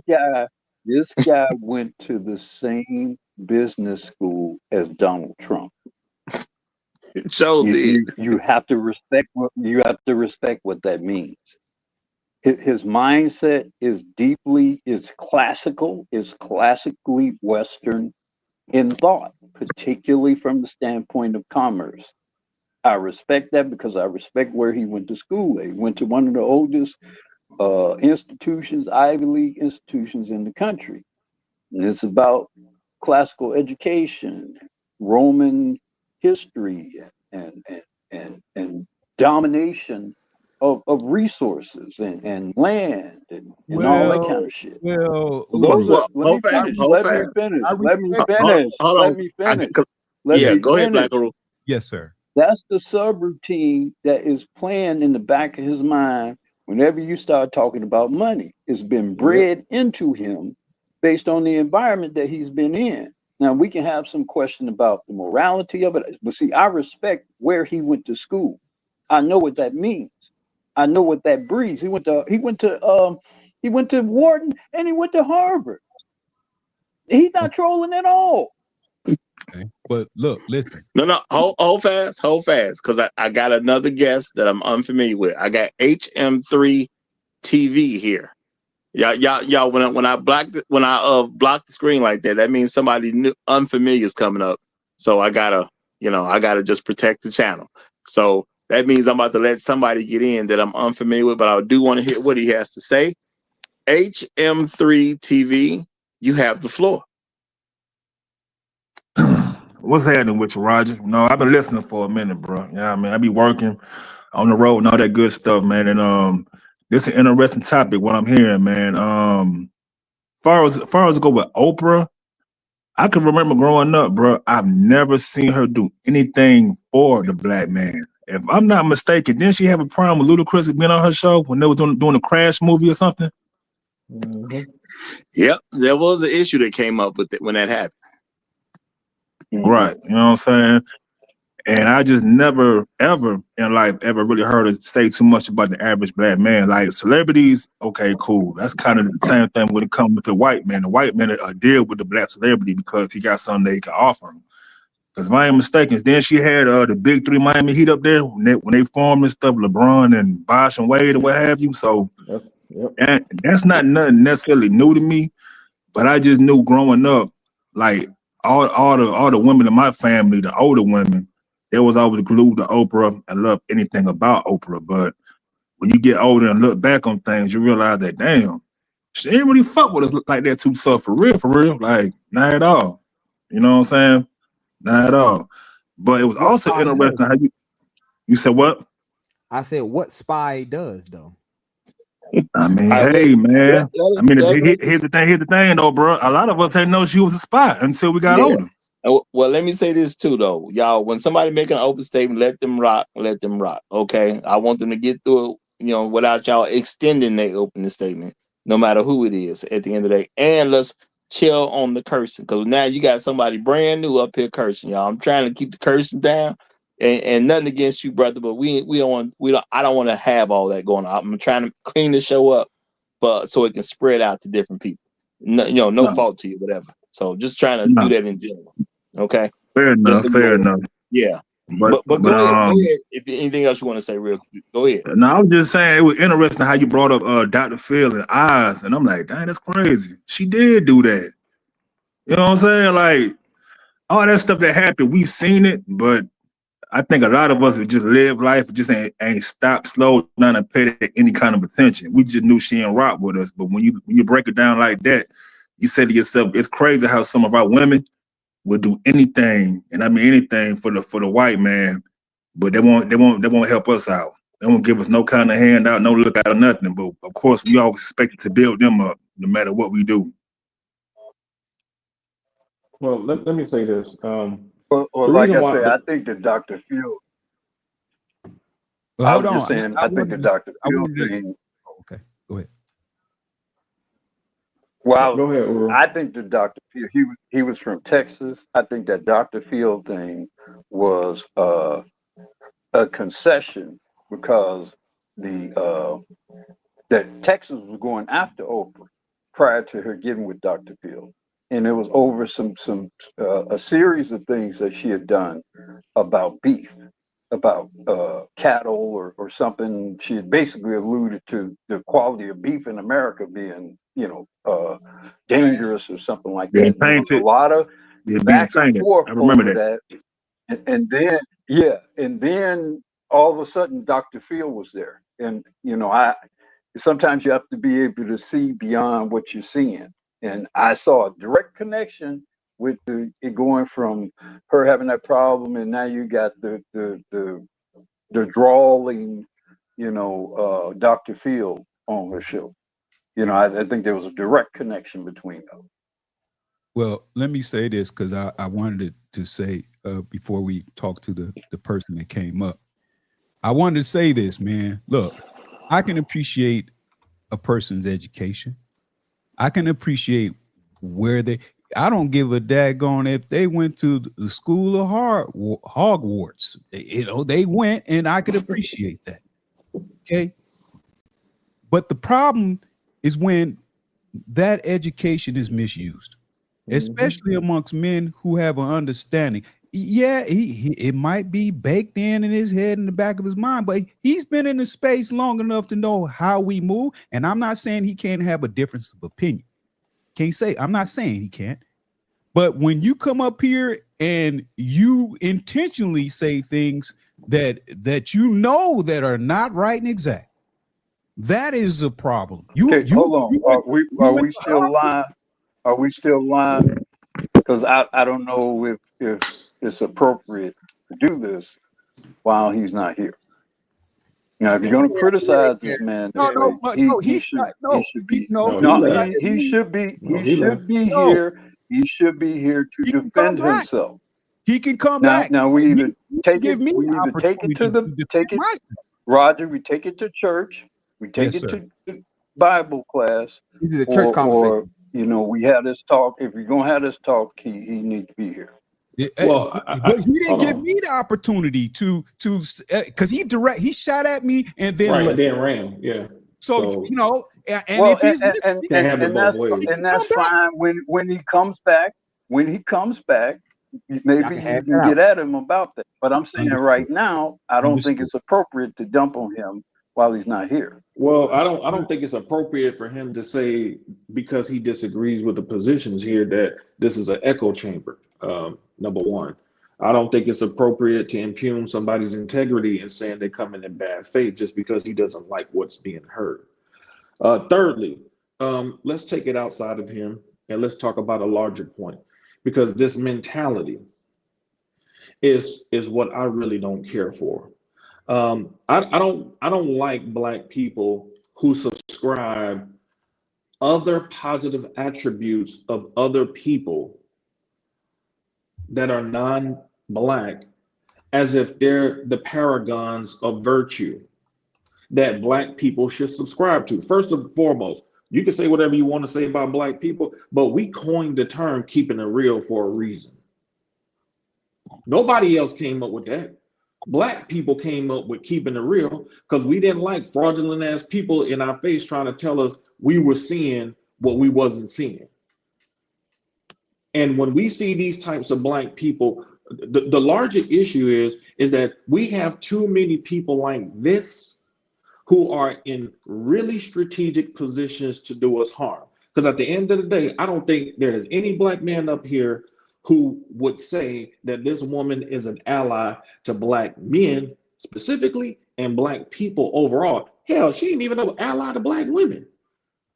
So I'm not one of those types of people, man, that's going to, just because she's a certain class, she gets a free pass. No, she's going to be judged even harsher, because we know that people with money can utilize their resources to make themselves look a certain way when they're not that way. Is it when a person is looking for a scholarship or some money to go to school because they're coming from less pristine circumstances in terms of money, does that money help them? Sure, it does. But that's not what I'm saying. I'm not saying that person who is getting that scholarship is thinking about that. They probably not. But I ain't looking for no scholarship from Oprah. I don't need her money. So I'm looking at it from the what it has always looked like. Okay, this is a generational conversation. This is not just Boomer making assessments. This is Gen X making the same assessment. This is even millennials making a similar assessment. So for me, and then on top of that, this is the same woman who admitted that she used to want to be white out of her own mouth. So what are we talking about here? Matter of fact, if in 2021, Mackenzie Scott, who used to be married to Jeff Bezos, donated over $1.5 billion to a multitude of HBCUs. And her donation was strategic. And this is what I wanted to get at him on before he left. When she donated her 1.5 billion, she had a specific intent. Her intent in her donation was to make it to where these HBCUs could create endowments. Why? Because these Black colleges are constantly having to go beg to the government, specifically Barack Obama, who many of those HBCU presidents thanked Trump when he came in office because they didn't have to beg him for any funding. She wanted to make sure that they were able to create a sound footing because this allows them to not only not have to go to the federal government begging for money, but it also allows them to hire the upper echelon types of teachers. You can come out of college, you can come from an Ivy League school and say, you know what? I want to go to Tuskegee and teach there. I want to go to FAMU and teach there. Because you're not looking at, oh, well, they're not going to give me the kind of money I will look for. Because those endowments help fund your faculty and bring in the brightest and the types of people you will want to study up under. So I'm saying from that perspective, I can say she has been much more accomplished or much more successful in terms of her donations to Black colleges, because she just wasn't just giving money away. She had a specific purpose in the donation. It was to strengthen the institution from a monetary perspective so they could bring in more talent, because if you could bring in more talent, you could attract more Black people to the institutions. And quite frankly, Black HBCUs are losing a lot of Black males in the institution. So it ain't gonna be no damn FAMU classics and stuff like that if you can't get Black men to be there to even play on the football team. So to me, her donation was much more impactful than what Oprah has done the few scant times she's actually donated. This woman had, and she just gave some money recently, like Morgan State, like $63 million. So she's given even more money since 2021. So I'm saying, to me, her purpose seemed more legitimate than what Oprah has done. And that was my point. I'm gonna say this, my only point was as simple as this, right? I think just like Charles said, just like I'm saying right here, right? If you come to my village and you bring me 100 apples, I appreciate you bringing me the 100 apples. But on the course of you leaving, if you burn down my entire village, bro, you poison my water wells. That's it, right? You make sure all the quote unquote women in my area, you walk around and you put what is it? Stuff that make them we can't have kids, infertile, right? But you gave me 100 apples. You did more damage necessarily than anything else, man. Right? Congratulations, you gave me 100 apples. You destroyed necessarily the bloodlines of these women, right? You just necessarily killed our food source for years to come, and if you only can live 3 days without water. But I bought you 100 apples, though. Well, what I would say is this, I know you guys. I don't want to make people think that I'm veering away from the conversation or what the topic is. But when Michael Jordan had that problem, well, I ain't gonna call it a problem. They said he had a problem with spending $25 million at the casino. Well, $25 million at the casino is like for him $25. Okay, they try to use that to say, he has a problem versus all the other stuff, his legacy and whatever have you. Here we have the opposite, whereas, Oprah gave 25 million. Okay, but her legacy is her doing destructive things consistently for decades. So, 25 million to a billionaire, because Michael Jordan is a billionaire, is $25. I gave my nephew $50 yesterday. He thought he was the richest man in the world. But he was happy for that 50 though. I mean, he went to that grocery store and he was buying up chips and cakes and pie like no man's like no man ever, man. Right. But at the end of the day, it still was $50. Just $50. In which he gonna go spend that $50, be happy for that moment. But the long-standing position of that is he got that from you, and he appreciated you for giving him some. Oprah can't say that. She gave $25 million. Okay, yeah. So, but she can't say from a legacy standpoint, from a long-standing standpoint, that she was beneficial to Black folk, especially brothers. She can't. And I think that in itself is a problem. So when we hear these conversations about Oprah and what she's done or whatever, well, she hasn't done anything that we can say it is. There have been people who've given less, who have more of a long-standing, good standing position with Black people. Okay? Frances Cress Welsing did not have the millions, the billions that Oprah had, but yet we do know Frances Cress Welsing, don't we? Sure do. Off top. We do know her. Okay, so when we had these conversations about Oprah and what she means to the so-called community, I would say she is a detriment to this day. You remember when her and The Rock was talking about this? Wasn't 20 years ago. Her and The Rock was up there asking for money, people to donate to people because the island fell to the hurricane or whatever have you. She and The Rock were there talking about, we need your money. Wait a minute, Miss Oprah Winfrey, aren't you a billionaire? And she got The Rock to help push that message. What are we talking about here? And yeah, I'm just look, saying, man, I think there's more to it.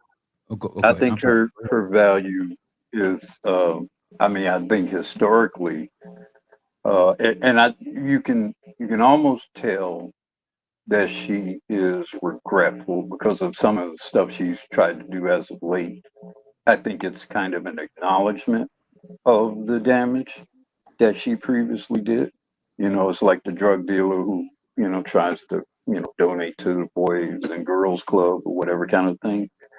I think she knows and maybe has some regret. I think it's very difficult for a reasonable person, especially a woman of her age in particular.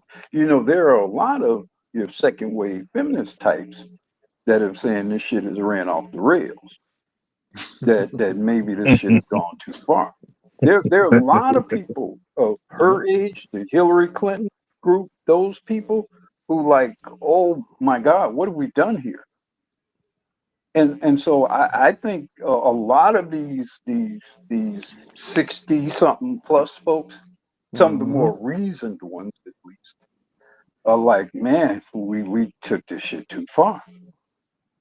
we took it too far. We birthed the monster. I went to see the movie, this Frankenstein movie, new Frankenstein movie.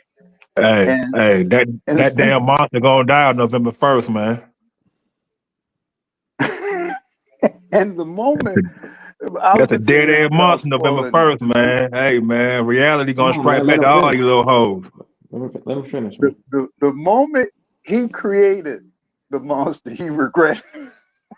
It was like and it's a lot of these women. They like, wow, we created this spirit of indulgence, and it has fed on itself and fed on itself and fed on everything around it. Everything around it. Materialism, boss bitchism, abortionism, You can't tell me nothingism, twerkingism. It's like there's no limits to any of this, and they know that this should ratchet up when they start burning them bras back in the 70s. Mm-hmm. They helped to create this shit, the Oprah generation. Yep. Facts. And Well, that's why that's why. See, the thing, we as a collective, man, we have to have the wisdom that the generation of black people who had no education had. It's funny. The least educated black people in our history have been the most intelligent in our history. That's the irony. The least educated black people have been the wisest black people we have had. And because because they needed their wisdom to survive. thank Survival you. was much more acute for them than it has been for us. That's why they had to have a knowledge beyond just something they can get in the book. They had to know what kind of plant or whatever to put on some shit to get the infection out of their child's foot, because they can't take their child to the doctor. Their child might lose that foot. So Right. you have to gain a level of wisdom that you don't get by being able to go to Walgreens. give that boy some Robitussin. Give him Robitussin. Right. Hold on. I mean, but see, the thing is, the thing is that it's these types of people that are put before black people as success, that it blinds a lot of black people into who they really are. And so I remember, man, in my teenage years, man, hearing young black females say, I want to be the next Oprah. I remember hearing them say that. And we have generations of black females who could have been married, who could have had families. Now they're our age. I mean, I'm 46. So we have these females around our age, a little bit younger, late 30s, mid to late 30s, and up, complaining about where the men at. I mean, it's to the point when a black woman goes viral for saying, I submitted to him, I respected him, and I got a wedding ring, and her biggest detractors are black females. They're actually hating on the fact that she got a husband. And so they're not going to be here. These old broads ain't going to be here for too much longer. And when they're gone, and when they're not here to egotistically prop up these younger generations of females, it's going to be a rude awakening for these females when they can't falsely prop themselves up as being independent. Because if we got a whole contingent of black females on the internet crying about food stamps, then this whole independence ideology is literally being swept up from up under their feet, and they're exposing themselves, because all this time y'all been popping all this nonsense in the face of black men when you have been a government dependent, not as a child, not as a child, but you are a grown government dependent, while you're simultaneously in black men's face talking about how much you are independent and you don't need them. But when the government, because I used to say this all the time, welfare is a government program. If the government chooses not to fund it, you ain't getting nothing. So now that is potentially on the horizon, now what's your alternative? You gonna go loot the stores and all this? These types of females have led these old broads, silent generation, boomer generation, and I give boomer generation some leeway, because they wasn't the ones who first pushed it. It people falsely think it's boomer. No, it's silent generation females that first introduced this, and then it just Well, also, metastasized in boomer I would generation. say the It just greatest. I would say it started with the greatest generation because a lot of them, like Ronald Reagan's was greatest gen, he gave us no fault divorce. So that's true. you know, it was kind of that greatest gen and that silent gen that were at the sort of base of it, and then it really kind of metastasized and began to metastasize with the boomer generation because then they were actually coming into it as adults. But what I'm saying is that many of so the greatest generation of men were the ones who were bringing the resources, passing down resources to the younger generation. Many of those females, many of those who received inheritance were females. Silent generation as well. Many of the women in those generations, they were secretly whispering in boomer generation ear from silent generation, mostly, that go get your education, get away from these men. It metastasized greatly during boomer generation, and obviously then we saw the broken generation, Gen X, and then now we have what we have. But I'm saying overall that those old females who are still alive are going to have to look these hungry females in the face and figure out something for them. Because these are the same females that said they didn't want 50-50. Now, all of a sudden, we're seeing females say, no, 50-50 is okay. But Hey, 2 hey, years ago, you were saying it wasn't. hey, I have a question. Do you think the first strong independent woman was a side chick with a side baby? That's why she was so independent and so mad? Possibly. Okay. I was just Possibly, thinking. bro. I mean, we don't have the great, see what I'm saying, book of the first African that ever existed, but Yeah. I'm willing to bet though. Yeah, I'm just saying the way everything sound like, you know, a side chick with a side baby with the daddy with the real family, and she got pissed off and had to do it on her own. So that kind of makes sense.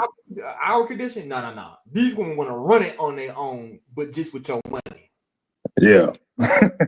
That's the difference. In previous generations, if there have been plenty of women who have slept with the king and got pregnant, they knew exactly what they were signing up for. They knew their children were never going to be recognized, and their children were never going to get an inheritance, and they did it anyway. They signed up for it.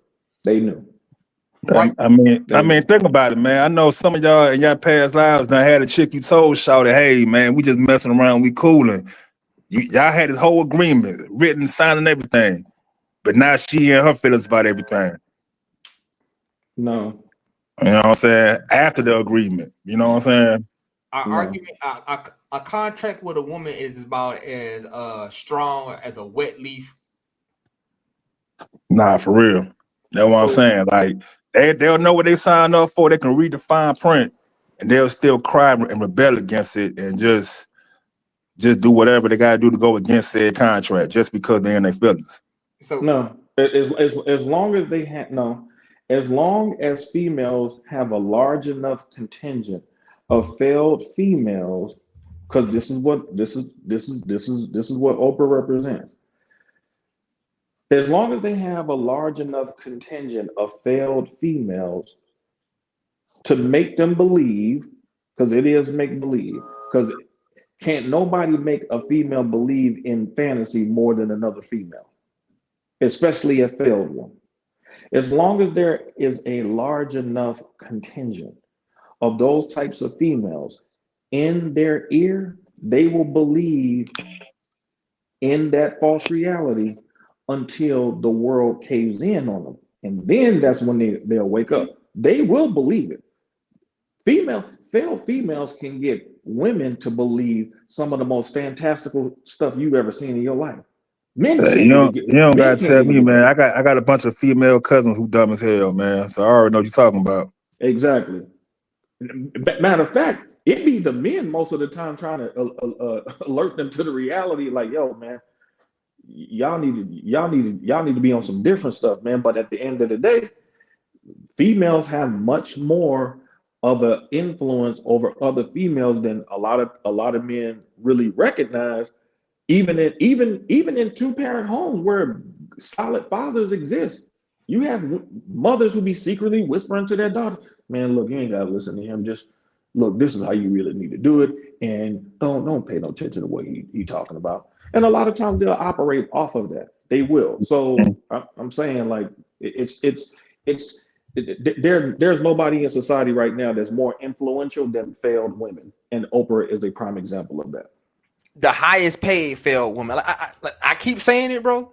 They own team white supremacy necessarily.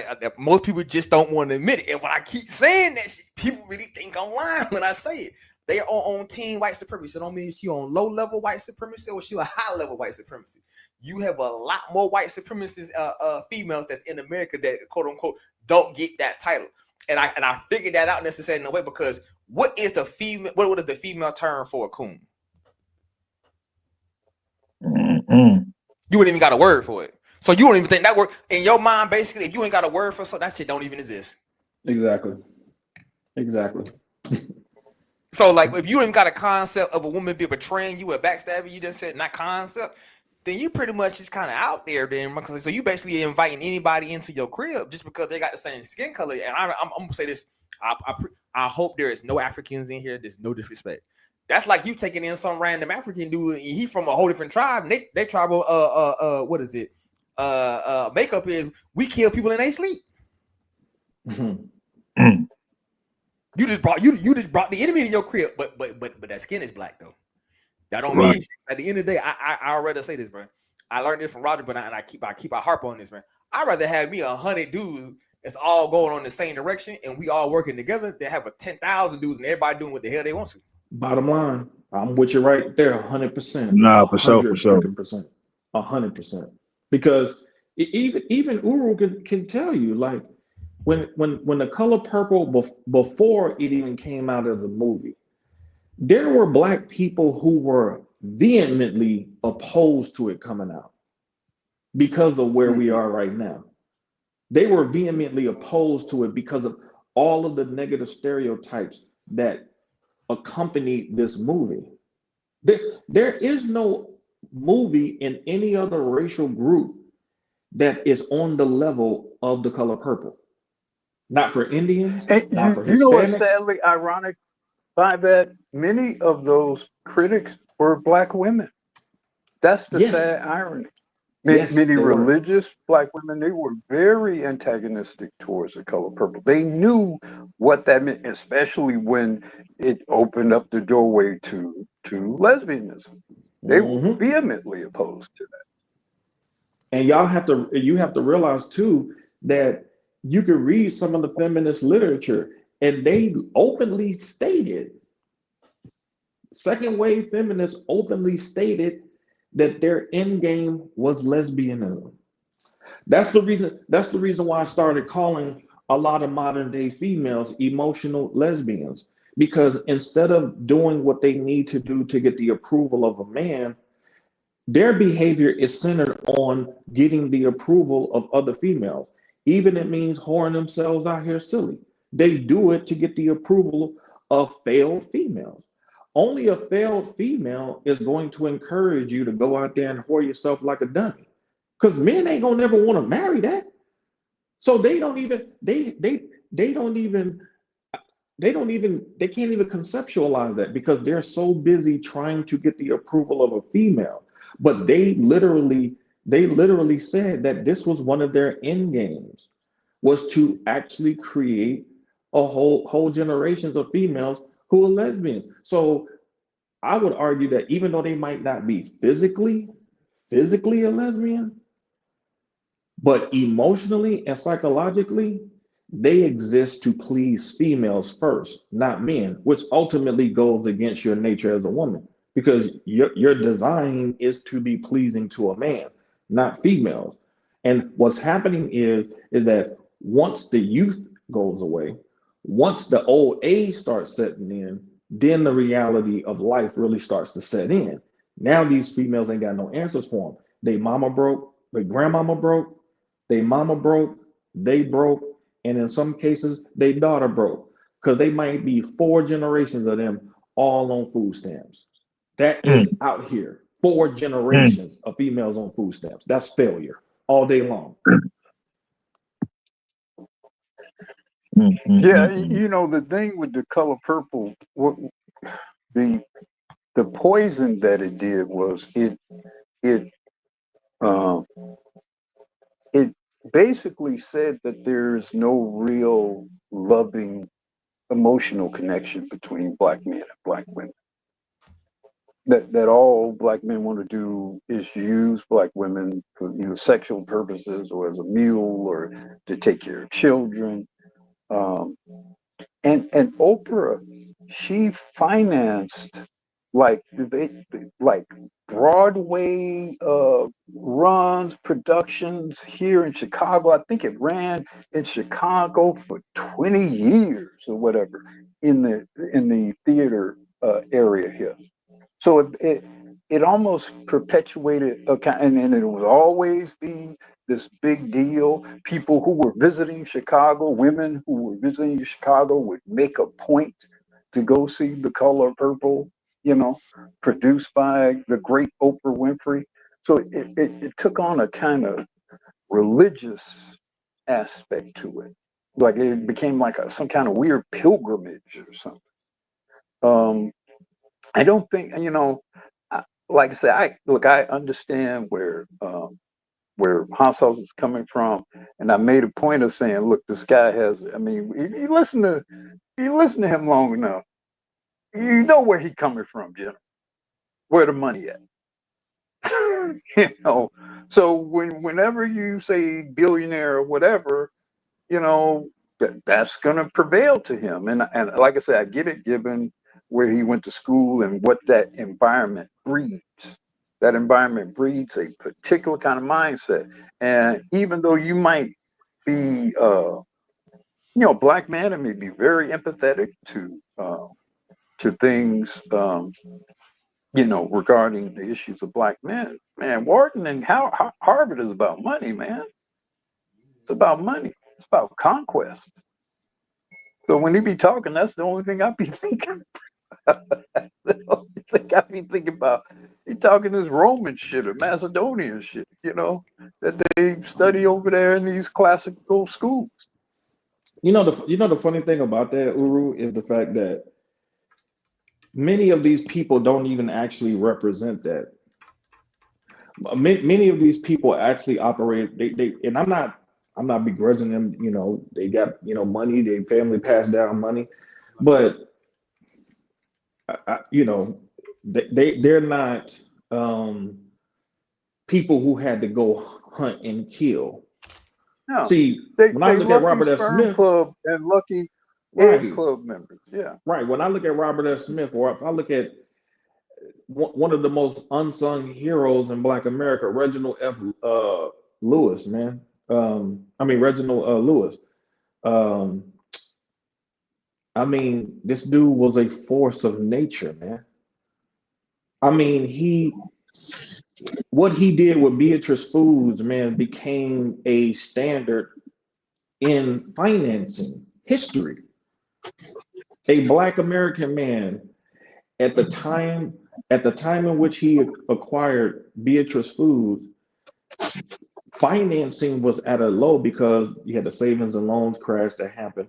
So a lot of banks were not wanting to finance large projects like that at that particular time.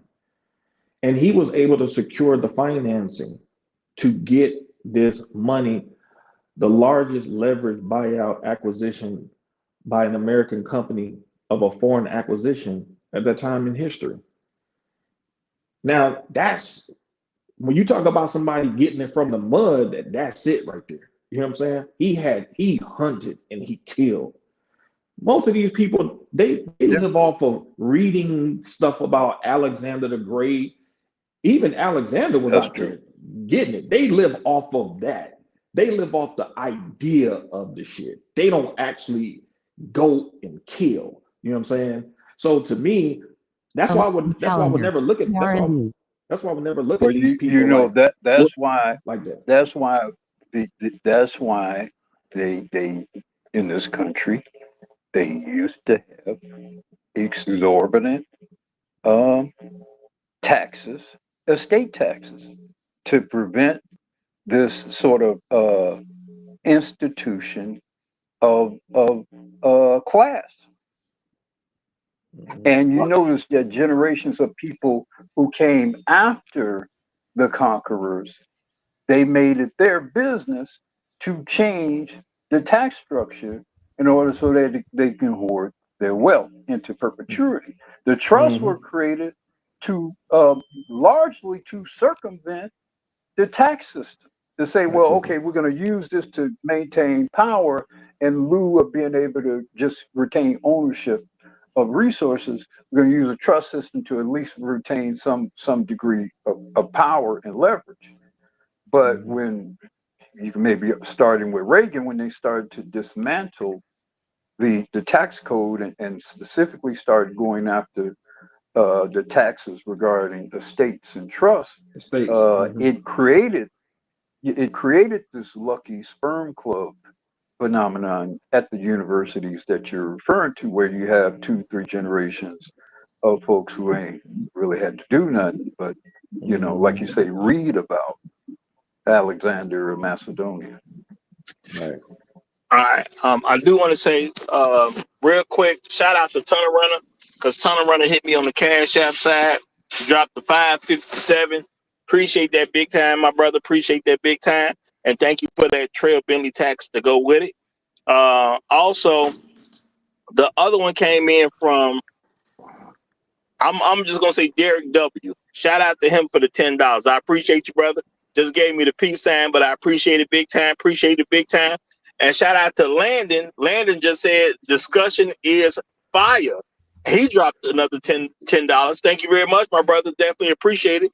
Definitely appreciate it. Now, y'all, I had to take a seriously important phone call, so I missed a good chunk of the last 15 to 20 minutes or so. Was it Stedman? I wish. I mean, Stedman did help me. That little time I had with him, he did actually help me. But, shout out to Stedman. I definitely would have avoided the Oprah subject. Okay, real talk. I just would have avoided that subject. If it was, I was going to say, my bad, dog. But the name is protagonist. Unfortunately, got caught up backstage when I couldn't connect, whatever. So I don't know how long you were sitting back there, nameless. So my apologies, my brother. My apologies. But I definitely want you to get the floor. So go ahead, my brother.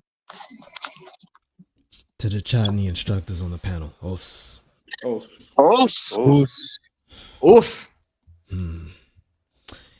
Uru began to cover a big portion of what I was actually going to come up and talk about. Just quick admission, I didn't hear the whole thing, so I'm coming in a bit late. So if I say anything that's been talked about already, that wasn't on purpose. I wanted to highlight Oprah in an archetypical sense for what she represents as a phenomenon. She has something close to like 5,000 episodes and has been playing for at least 25 years. She went on to be a major force in movie and all kinds of media that we have an asymmetrical presence in.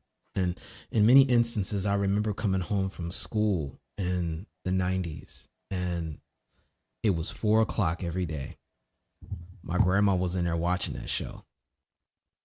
I think she has been made such a expected part of American culture that when it became projected out to the greater world, the format she created and established or made popular is just emulated everywhere you look and turn. I think that fundamentally, the big thing that needs to be considered is that while she was a billionaire, she followed the billionaire formula, which, it's that whole idea of buy, borrow, and die. What that means is you don't keep your raw money in raw money form. You either buy it in assets that can appreciate over time, invest it in things that aren't taxable, or you donate a specific amount of what's left over so that your actual income that's left on paper, you pretty much erase everything from having all of this non-taxable income, and they don't count things like loans as an income. So you just borrow against assets that you've invested in that are going to continue to appreciate. That way you've got something you could pass on, and the government can't really touch those things.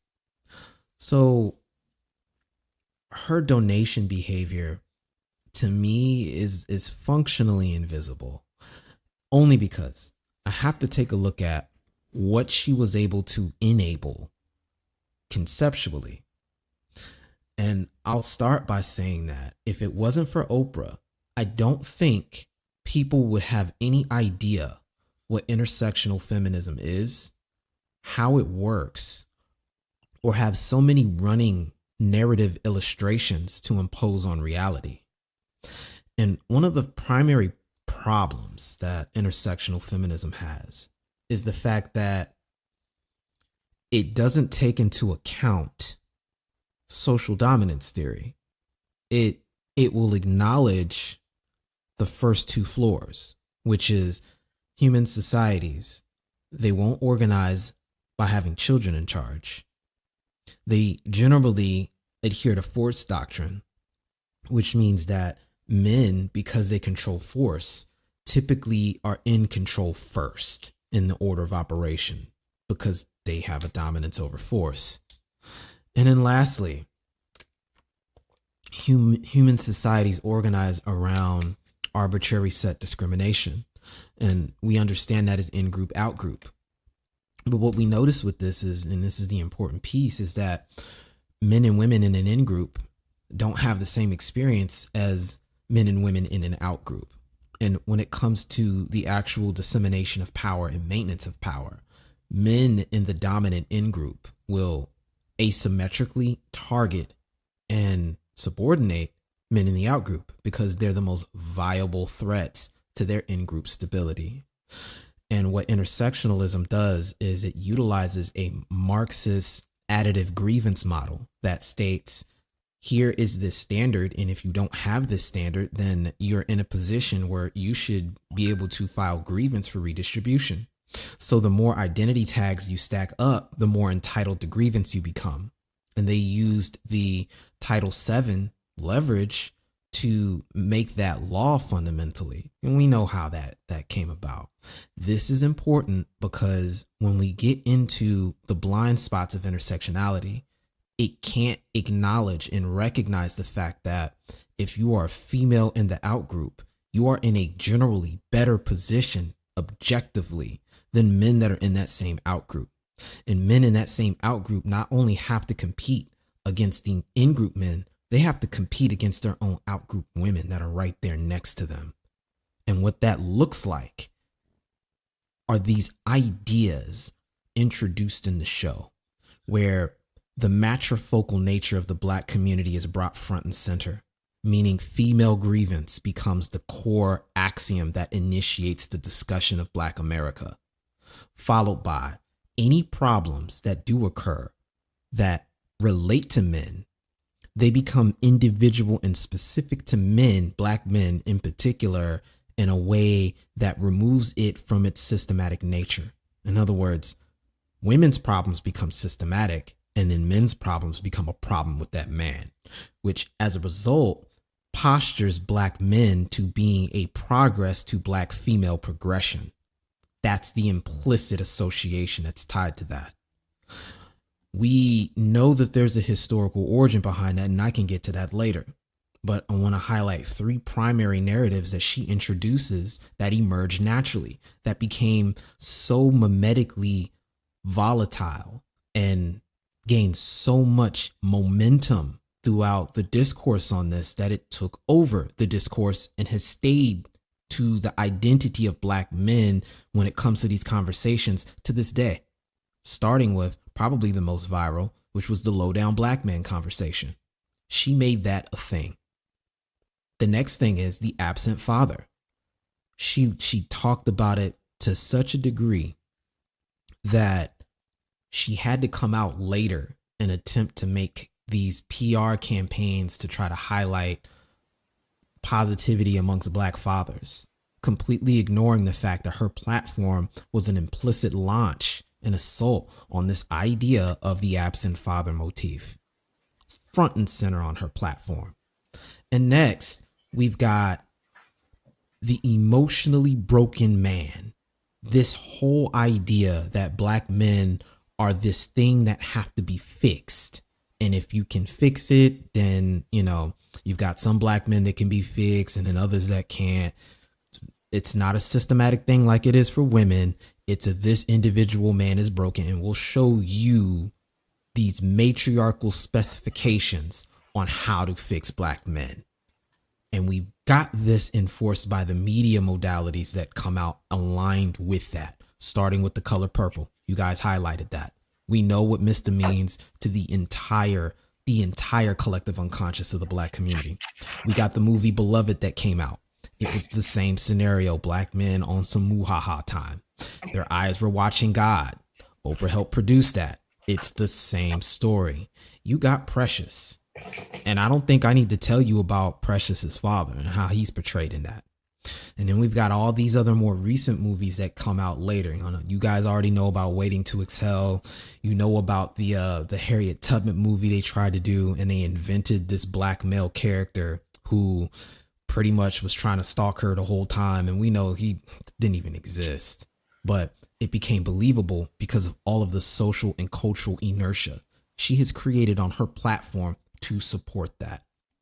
And when I highlight the origins of these things, I'm reminded of what was said when Frederick Douglass in 1869 made the argument as to why black men needed the right to vote as a matter of survival. And he said, unless and until women, because they are women, are targeted, killed, destroyed, and hung out on the street, black men will need to vote as a matter of survival. We need this power as a matter of survival. And those women at the time came out and said, and I quote, "We will, and what will we and our daughters suffer if these ignorant Negroes are allowed to make laws for us? I will cut off this right arm of mine before I will ever work for or demand the ballot for the Negro and not the woman." Susan B. Anthony.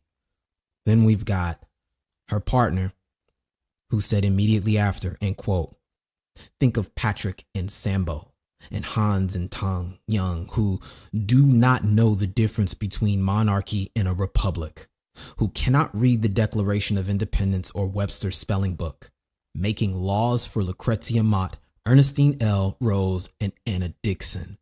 Quote, Elizabeth Cady Stanton. They go on to say things like, if the loaf of suffrage can't be suffered with all or shared with all, let it be with educated white women. The only difference between the 1800s and when they said that then and what's being said now are charges of misandry, of patriarchy. I'm sorry, not misandry, misogyny, patriarchy, and toxic masculinity that we hear being thrown around to this day. It is quite literally the same smell, different flavor. It's what she enabled that caused this damn damage.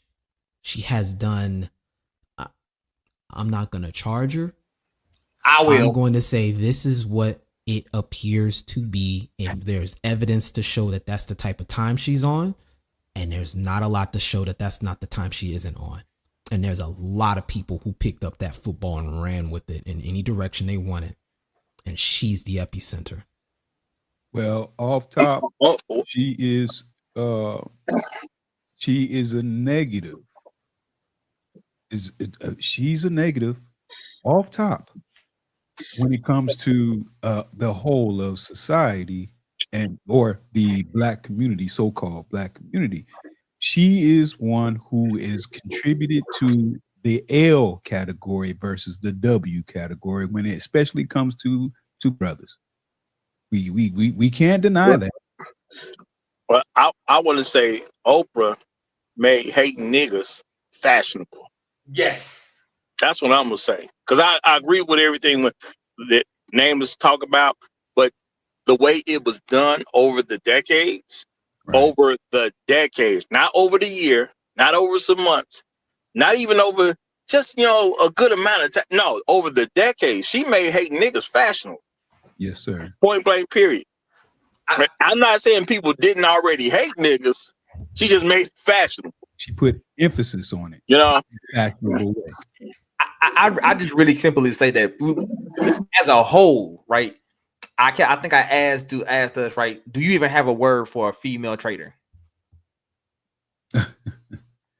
like we know we got a word coon. We use that mostly strictly for men. Yeah, absolutely. And there really isn't a word for a female trader. Right, you don't even have the concept for that, and like I think Nameless and other people say, if you don't even have a word for it, you don't even know it practically exists in your environment, right? Because you don't have a word to even define what you actually seeing and what's actually happening now, right? And I hate to say it, man, but like most of these chicks, they white supremacists. So you got ain't no point in hating to say it. When black men figure that out collectively, we'll be in a much better place. They get it, they get it, but it's in small doses, bro. But the thing is, it's like it is what it is, because at the end of the day, man, you can't bring a traitor into your crib, bro.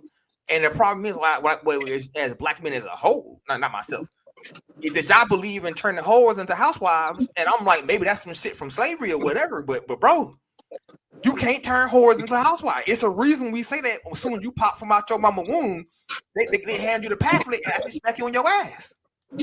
Well, that term, believe all women. when we speak of Oprah, she told us for a long time how she felt. She told us that directly and indirectly how she felt. And she brought in the masses of bras with that same mindset, trained them with that same mindset. Matter of fact, didn't Oprah help that lady out? Who the black lady who got that whole Me Too thing going? Didn't she help that lady out? No, I'm not sure. You got a lot of race, a lot of white supremacists. So you got to be real specific. No, I'm saying the actual, the black female, not that attractive. Swear somebody molested her as a child. Hurts. What's that chick name? Whatever her name is. Yeah. Yeah, I don't know her name. She out here in Georgia. I forgot her name right now. Oh, damn, not Bottoms. What is it? What's her name? Harris? No, what is it? Shit. Yeah, Tawana Burke. Yeah, that's where. There you go. Tawana Burke. I would just say, man, this whole discussion about what path she's laid out and what we've experienced from that path. I mean, it is a significant path that we have to address and say it and acknowledge that it wasn't beneficial. It was not beneficial.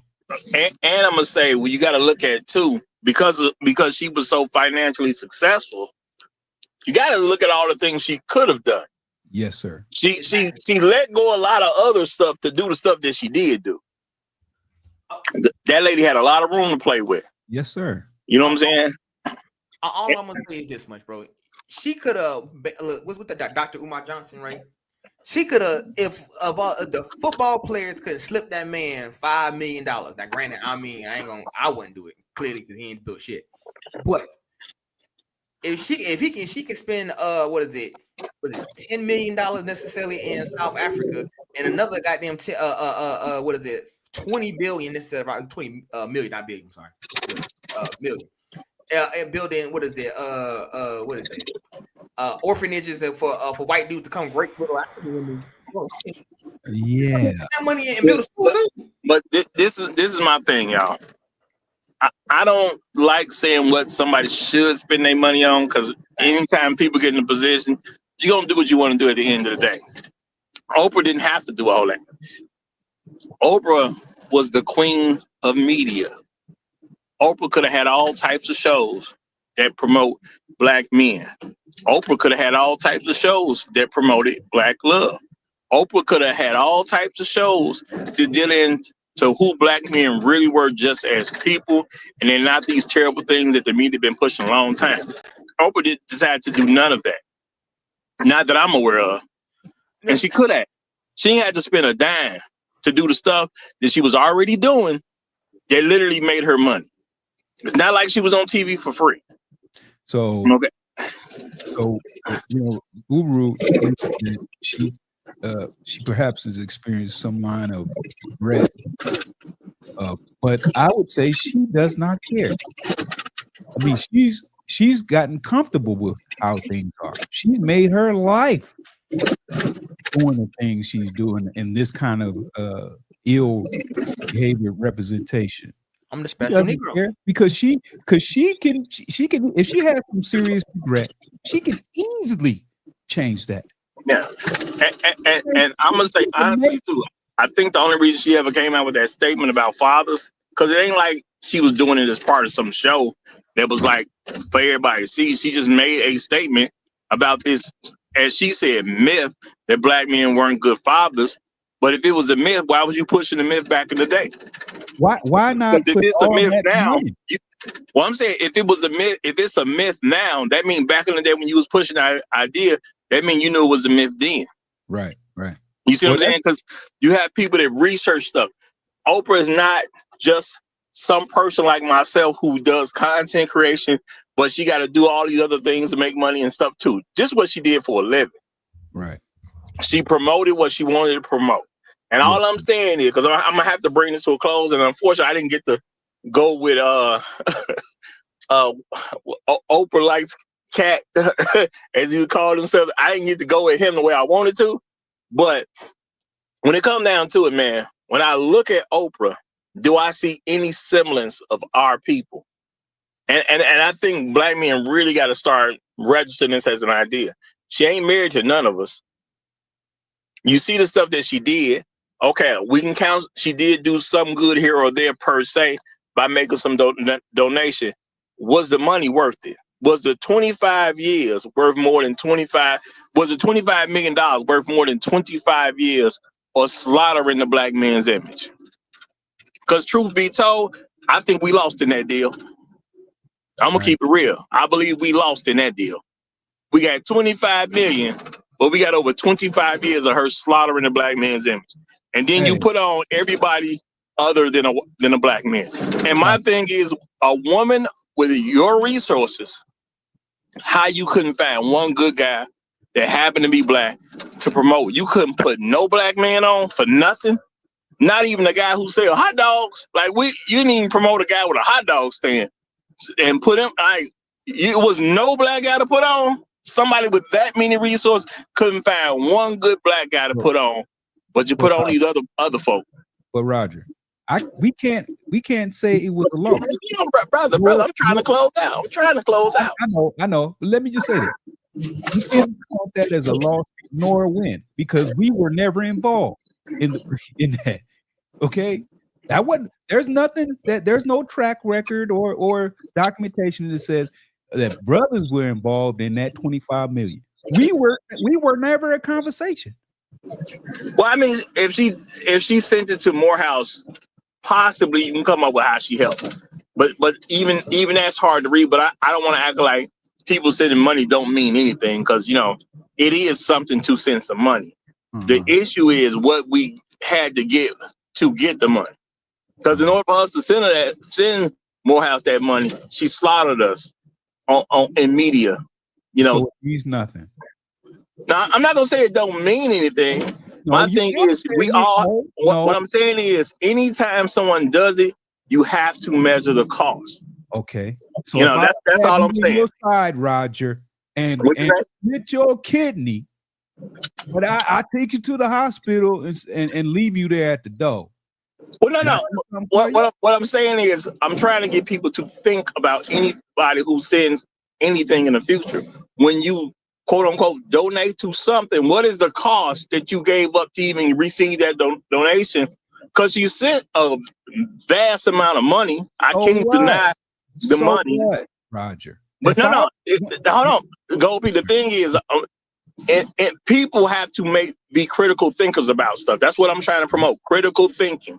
We did get the 25 million, but what did the 25 million cost? That's all I'm trying to say, brother. And I'm saying if I cut you your side and cut your kidney, and then I dropped you off at the door of the hospital, All right, can you let me in the show, brother? Can you let me in the show? Yes, sir. Yes, sir. All right, y'all. So this has been a review. I didn't participate the way I really wanted to, but stuff happens sometimes. But I do appreciate everybody who came in and gave their 2 cents. Even Oprah likes cat. Appreciate you too. All right. And if y'all like this type of content, make sure you subscribe here to Roger Report Live. You're going to get the best show on social media right here, Monday through Fridays, 9 a.m. Chicago time. Not where you live, unless you live in Chicago. Y'all have a good rest of y'all day. Long live the Habitual Line Steppers. I'm Roger. I'm right. And I'm out. Dalton time. Dalton time. All right, now open up your